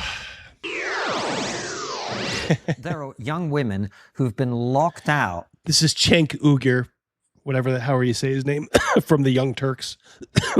Watch what he says here. If you're a father of a daughter, if you're not ready to wring this guy's neck. Of the opportunity to compete fairly and to succeed because somebody has come in and said, I identify as a woman, still got a penis, by the way, right? Still got testicles, still got testosterone, still got male bone structure, still got male everything. You're saying that doesn't matter? So what I'm saying is, so let's distinguish a couple of things. Yeah. So at the professional level and the Olympic level, first I say to my leftist friends, Agreed. guys, This is crazy. leagues get to decide. You don't have a right to be in the WNBA. I don't have a right to be in the NBA. Yep. They get to decide. And if you say they don't have an advantage, not only does the great majority of Americans not agree with you, I don't agree with It's you. factually incorrect. Right. A trans woman enters. So first, so you're going through, you're like, he's making sense. Makes sense. Yeah, making sense. Let's keep listening though. A weightlifting contest in her 40s and instantly lifted 200 pounds more than the biological women. Yeah. Although there's a meta study that studied 7 people and it was inconclusive. I read the studies. Nonsense. What? Now, why do I have a different position at the high school level? Because it's a balancing act. So you're balancing, hey, by the way, this is the tiniest issue in America. It's called a wedge issue for a reason. No, it's not. They always do this. Every leftist does it. Minimalize it. It's called the appeal to triviality. It's so minor. They always do that. They always did it. Where they always would do it is the good guy with a gun. If you knew like how many crimes were stopped by just regular citizens with a legal permit, they don't want you to know that though. So they always be like, oh, the good guy with a gun. That's so minor. Anytime somebody says, oh, that's so minor, just always look at them twice. Like, is there an agenda behind that? Because they don't want you to notice the great American robbery, which is the corporate robbery that's going on. So we went from transgender now to corpo robbery. So we have an appeal to triviality, and then we have a complete misdirection, straw man argument. That's how you know this guy's disingenuous, duplicitous, sleazy. This guy's such a sleazeball. But watch what he says about his own daughter here. So they try to drive a wedge between us, okay? We talked about that for 40 minutes, to be fair, on this Okay, conversation. yeah. So we haven't ignored that, right? Yeah, so yes. let's just Yeah. deal with this. So here they've got, it's tiny. What is it, 13 kids, 130 kids out of a country of 330 million people? So when I look at the balancing interest there, I go, I understand what you're saying. I understand that it might be unfair, right? Okay. On the other hand, now we're going to have to check the genitalia of kids. I don't want to do that. That's too much. And you're going to tell a young trans kid, we're going to otherize you. We're going to ostracize you. You're not really a woman. You're not really a girl. But they're not a woman. Okay. All right. But they're not. But brother. But they're not. If you've got a penis and you've got male testosterone and male bone structure, you're not a woman. So when you become an adult, we can have that debate. But when you're a kid, I'm going to protect you. And I'm going to say, go ahead and ride in the race. And if you beat my daughter and it costs her this much out of the 13 cases in the country, and it costs her a little bit because she wanted to get into Yale, but she got into Dartmouth, I'll live with it. Because I'm not checking your genitalia and I'm not traumatizing you when you're a kid. Okay, I would rather have my daughter come in 2nd, 3rd, or 8th, okay, than traumatize those kids. So we can agree to disagree on that, but that's my position. Scumbag. Yes. Fucking scumbag. Yes. Does Cenk not realize I have enough anger for all these issues, says Ryan. Yes. Me too, brother. Me too. Amen. Thank you. How does that make you guys feel? I mean, you guys had daughters in... My daughter didn't do sports so much, but both your daughters did swimming, volleyball. Like, would you ever tell them, like, oh, honey, just come in second, when that dude spikes over you or, laps you in the pool? No, thank goodness we didn't have to deal with that. My daughter went on to college playing water polo, And, those conversations have come up, but it never happened in the college that she went to. But I just can't imagine, a young girl, our daughter's age is in high school, working really hard, swimming or whatever sport they're doing. And right there at the cusp of success, they're their senior year, and they're like, they see this opportunity that's been growing. They've been working their asses off for. And out of the blue, not Derek, but anybody, any kid decides to be a Darla, and then that younger woman. I'm sure it's very comforting to the kid to know, oh, honey, I just want to tell you, you're only one of 130 kids suffering this in a country of, and I don't even know if those stats are right, in a country of 330 million. So just suck it up. Yes. Is that what you're supposed to tell them when your kid gets trounced by a mentally ill boy? Yeah. And this whole straw man again about, I don't want to check genitalia. I don't want to check genitalia. But I mean, are we really doing that? Because, I mean, they shouldn't be getting the surgery anyway when they're underage.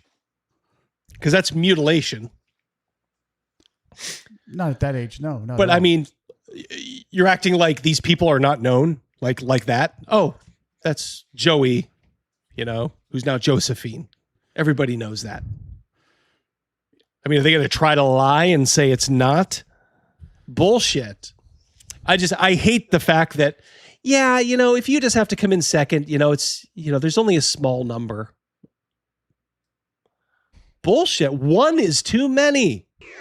One is too many. Yeah, scumbag does not deserve to be a dad, says Patrick. Absolutely. Hi, my name's Sho Lopez, and one of my least favorite things about TikTok is how whenever I talk about white people taking advantage of their privilege, it mutes my fucking audio. So I'm gonna do this again. I have white friends, so I'm allowed to say this, bitch. You making a claim without valid research and without citing your sources comes from a place of fucking privilege. You being able to go back and forth on your thesis statement without anyone questioning you on it is coming from a place of privilege. Ability to eat food from other cultures that you have colonized, that your family and your ancestors have colonized, comes from a place of privilege. Your ability to have sit still without wondering getting a that seizure looking at I was going to say, stop walking around. Comes from a place of privilege. You being palm-colored and being at the polls and feeling safe comes from a place of privilege. How fucking dare any of you think fucking otherwise, you fucking pieces of shit. Yeah. So you okay? Whenever they tell you, don't, just, it's okay, stick your head in the sand, shit's happening, don't worry.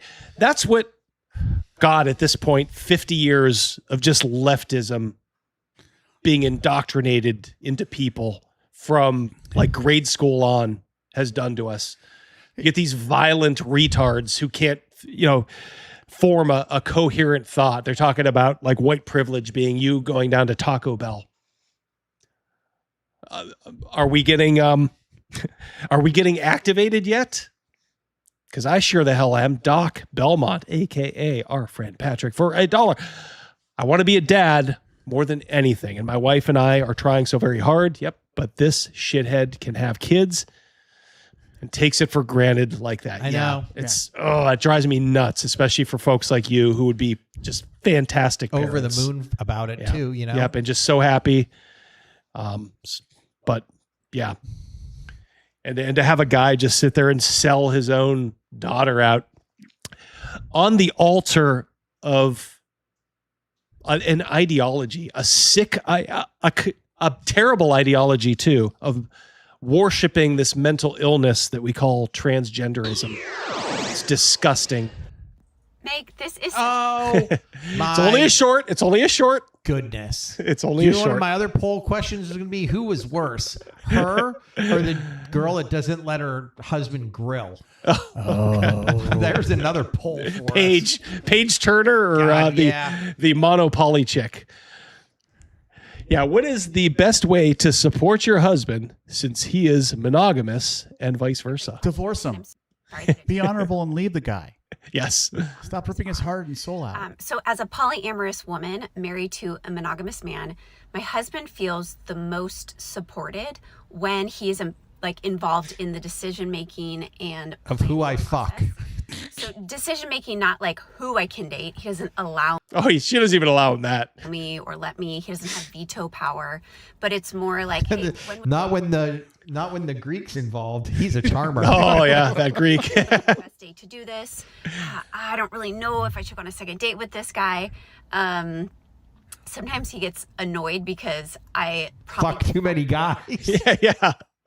him too often, and he's like, "You need to decide for yourself." Think of what this chick is doing. In case, for those of you that don't know, like this chick is married, but she's polyamorous, and her husband is he's a doctor, but he's kind of a sad sack, just kind of a cuck kind of guy. No, she just sprung it on him one day, right? Yeah, it was basically an ultimatum, and let's face it, we've seen that guy. He's not going to get anybody that probably looks like this, I would imagine, even though she's, obviously getting older. But I mean, she's torturing this guy by coming home and saying like, honey, should I go on a second date with this guy? Like, he felt me up, he fingered me, but I just wasn't feeling it. And this poor guy's probably like, will you shut the fuck up? I don't want to hear about this anymore. Shut up, you smell like his cologne. Yeah. Ryan for 2. Gotta go. Double D has some good stuff in the works. Yes, you have seen it. Thank you. So keep your eyes open. Absolutely. Just thinking about the right time to drop it. There's a lot of things out there right now. I don't want to squeeze people unduly, but we'll see. Yins, be safe now. Oh, fuck. Not her. Yes. Thank you very much, Ryan. Take care, Ryan. Talk to you soon.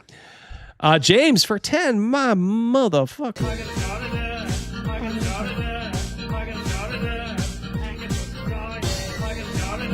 One of my favorites. On the one hand, tribalism is the problem. But on the other hand, tribalism is also the answer. Yeah. You do your thing. I'm prepared to do that. Oh, you want to have black only, this, that? Can we, as long as we can do white only, deal. I'll steer clear. You guys can have your space. Do whatever you want. Fine with me. I can get along just fine like that. She's going to wind up getting buried in the bag. Oh, you think so? Husband is going to be on Dateline, and I'm going to be cheering for him, says Badger. I think we all will be a little bit. For the record, my husband has zero compersion. So he does not get off knowing what I do with other men. He does not enjoy. Yeah, he's disgusted with you. Knowing that other men. He just can't tell you because he knows if he does, he's going to lose you. And he probably thinks like, well, I'm going to be alone for the rest of my life. Desire me. He genuinely loves me and supports me. He thinks you're going to grow out of it. But what he doesn't know is that once a whore, always a whore. And wants to see me living my polyamorous life because that is how I show up. Cut into a man's life, his heart and his soul, like the way she is. That doesn't grow back in the guy. No. He will resent her to the day even if she stopped right now. Yes. He would resent her to the day they die. Absolutely. It doesn't grow back. You don't get it back. He doesn't get it back. And the good thing is, like, if you go on their page, like when she does these shorts or these other videos, she is very responsive in the comments. Like, trust me, we're not the only ones. Take care, Patty. We're not the only ones who tell her like, you're awful. She'll be like, I'm living my best life. Like it's always like, I'm having fun. I'm having the best time of my life. It's like, yeah, you don't really talk too much about what your husband might be feeling. Do you whore? In other areas of my life. It's for her better, but his worst. Authentically, magnetically. Of course. I wonder how often, like, he has sex with his own wife. Yeah. And does he have to tell her, like, is there anybody up in there that... Does he have to wear a hazard suit? Should we get the, the sink sprayer? Could I just spray that up in there and, wash out anything that's still... So it's really including him in that like scheduling and decision making. And then for me, I feel supported when he asked, like, how was your date? Like, how do you feel about him? Like, when he is really curious and concerned. Because he's waiting. No, he's not curious. Yeah. He is like, how was your date? He wants you to say it was horrible. Yeah, I'm never doing this again. I'm never doing that again. Yeah. He doesn't desperately. Does he ask you after you're done on a date with the Greek? Can tell when he just has to wave the white towel when the Greek is in play. A lot of times he's very neutral. The Greek freak. It's more of a sounding board, which I'm still grateful for because he is the person that I value the opinion the most of. No, So you don't. Yeah. that is how we both feel supported, as him being monogamous and me being polyamorous. And me being a whore, a dirty whore. Trust me, I remember fucking faces. You ain't always gonna have those fucking Ray-Bans on you. Oh yeah. I think this is just like a religious guy, probably just saying like, you know, save your soul or whatever. And this obviously is up in Canada. This guy's a thick Canadian accent, but just this whole thing of like people that do this to just people like anti-abortion or just, you know, Christian, you know, essentially like street preachers or whatever. I don't know what they get out of it. This guy he also looks like the kind of guy who talks a lot and like you'll see he like threatens a lot. He's also the kind of guy that gets like wrapped up in like 5 seconds in any kind of a fight. Is that what's stopping you? Shouldn't fucking feel comfortable around here. Oh yeah, why is that? After that fucking shit. What are you gonna do about it? Yeah, what are you gonna do about it? What are you gonna do about it? I'm gonna stand here. Yeah? So what's your problem with it? I don't like people pushing shit that other people don't believe in. Why are you out here? Because I you're live a in a piece of culture. shit. Because you're yeah? a piece of shit. Oh yeah? You're a piece of fucking shit. You are. How so? What constitutes a You're piece of shit? You're a piece of shit. Look yeah. at you. What Look in the constitutes? mirror. Look in the fucking mirror. Look. Hello. Piece of shit. Yeah. Yeah, I see it now. You got anything else? I like his buddy. Oh yeah, I see it now. Yeah, tell us how you really feel. In the beginning was the Word, and the Word was with God, and the Word was God. He was with God in the beginning. Through him. That's a grown man, like doing this. Like that's a grown man, like acting this way. And they, like I said, who's in the cult here? They would say like, oh, you're in a Christian cult. These guys are like wisecracking. These Christian guys, they're like joking. They're making this guy look like a fool, and this guy is just stark raving mad. Is it main character syndrome? Yeah, I did not do the survey, Patty. I'm so done with them. Ugh. All things were made. Without him, nothing was made that has been made. In him was life, and the life has been made. In him was life, and the life was the light of all mankind. The light shines in the darkness, and the darkness has not overcome it. God so fucking great? And I guess the thing is this puffed up little fruit here. If it was some Islamic street preacher, oh, he'd be like, 1,000 pardons, Effendi. You know, I didn't mean to walk in your line of sight while you were, you know, reciting the beautiful Quran as you talk about stoning, you know, women and gay people and everybody else to death. It's ironic that the guy reading is just doing his free speech. Yeah. And you don't like him doing that. Yeah. But you yelling fuck off on the street corner is just your free speech. Why aren't he's not yelling at you? Yeah. And I have a feeling these Christian guys aren't like harassing people. They're just kind of, as people walk by, they're probably like, hey, you know, this is, but this guy's getting really aggressive. What makes your fucking God so great? He died and rose again. That's a bullshit fucking story. You know that, right? You know that, right? Not even born, so give it up. Give it up. So you're not human until you're born? Give it up. Give it up. Is it a house before it's fucking built? No. It's a fucking structure. Well, the thing It's is, not a fucking building. It's not a fucking kid. So what makes something human? Fucking laugh at me some more. Fucking laugh at me some more, cunt. Oh yeah? You think you're fucking funny? Okay, so huh? Yeah, Laugh at me some fucking more. Hey, don't fucking touch me, buddy. Don't fucking touch me, man. Yeah, notice how though he didn't, you can always tell these guys that are like fake tough guys. Yeah. They're not, I mean, hey, they're like sucker punchers, but it's in every fight video, you know, you see where this happens. It's always the quieter guy. It's always the guy who knifes his body like a boxer, who's just kind of quietly getting ready for stuff. These guys that are just puffing their chest up and like, what are you going to do? What are you going to do?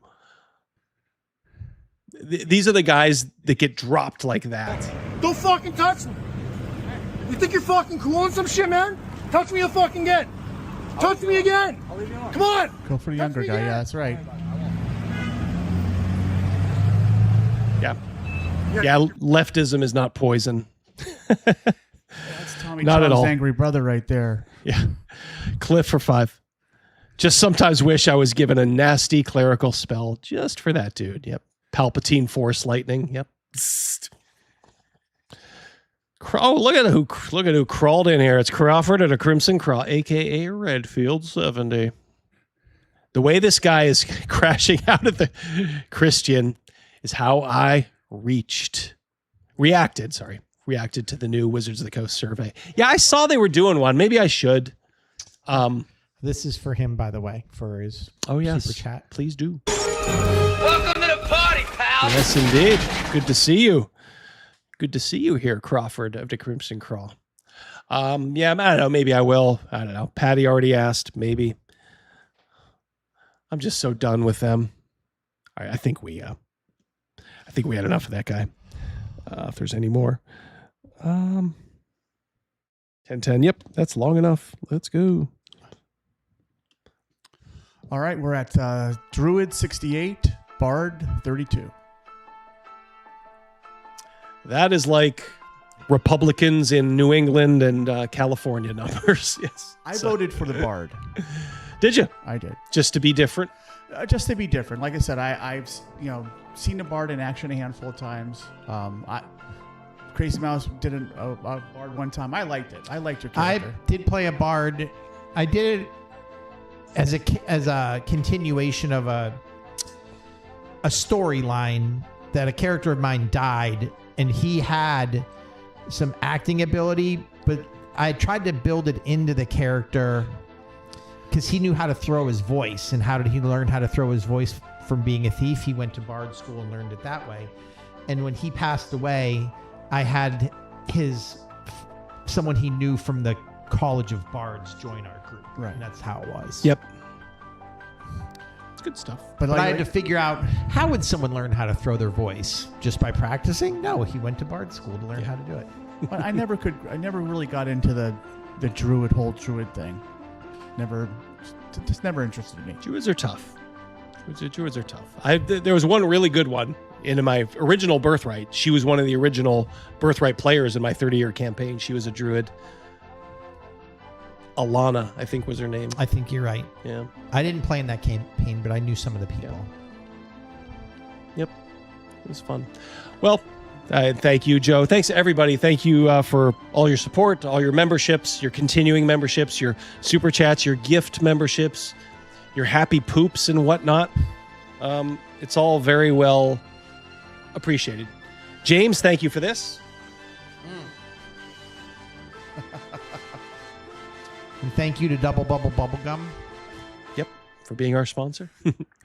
Yeah, so I'm going to head out of here. I think I didn't eat really all day, so I think I'm going to hit the drive-thru at Arby's. So I'm out of here, guys. Arby's for the win. Arby's for the win.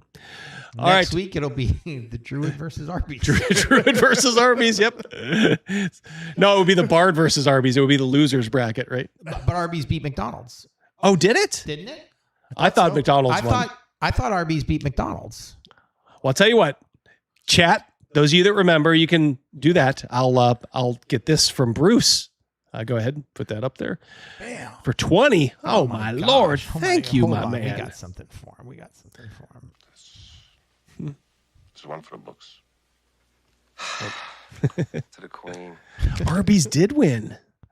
Yeah, I was wrong. I thought McDonald's here, man. Arby's beat McDonald's. So it would be McDonald's versus it'd be Arby's versus the Druid. The Druid, yeah. And then the losers bracket, it would be McDonald's versus the Bard. We're thinking way too much about this. Bruce, we're not thinking enough about it. Oh yeah, well it's 3 hours straight. Someone got mad at us. They're like, I can't take you guys seriously. You're arguing over ice cream. Yeah. Chocolate That's the one. whole point. That's right. Bruce for 20, sending us out the right way. I much appreciated, Bruce, and all of you guys. Thank you so much. Good show. Sucks that our favorite franchises are animated zombies now. It does. But the good thing about that is we got talented people that are making, like I said, quality games. Like I said, this isn't the old days where you have just some shit stapled together and like, oh, here's my D&D killer. And you're like, really? There's like great art in these books, great creators who care a ton, and they are legit. So support them. Jeff Talanian was in the chat. We love Greg was just on the show. Greg Gillespie. Pundit was Greg here. Might even be here. He just can't. Something with his Canadian Yeah. YouTube won't let him. I think he post. said he was okay in that regard now. So sometimes I think he just listens. He's of course busy doing stuff. So but yeah, just support those kind of guys. Look for guys like that. And and you know what? I don't care if they say like, if you don't like it, don't comment on it. Fuck that. I'm gonna comment as much as I want about Wizards of the Coast screwing the pooch and fucking up. And that's my prerogative, as Bobby Brown once said. Is there one last one? We do, but let's go here first. Well, you're on a winning streak right now. It's the only poll. It's the only poll question I got. Every right. winning Okay. streak starts at 1. And for Bruce, it's for 10. Thank you, Hold on, Bruce. we got something for. Oh man, I was just fooling about. I wasn't. Go for the Arby's. Is it gyro or I always said gyro. Gyro. People told me though it's gyro. I heard it's gyro. Euro. Oh, Euro. That's Euro. it. It's Euro. Yes. It's gyro or Euro. And I was always like, it's not Euro. It's gyro. Don't be retarded. With lamb meat and bacon. That does sound good. I'm a beef and cheddar man myself, Bruce. So that's Someone probably actually what I'm- comments on that somewhere Right in there. here. Universal Night right there. Am I missing it? Right toward the bottom. There you go.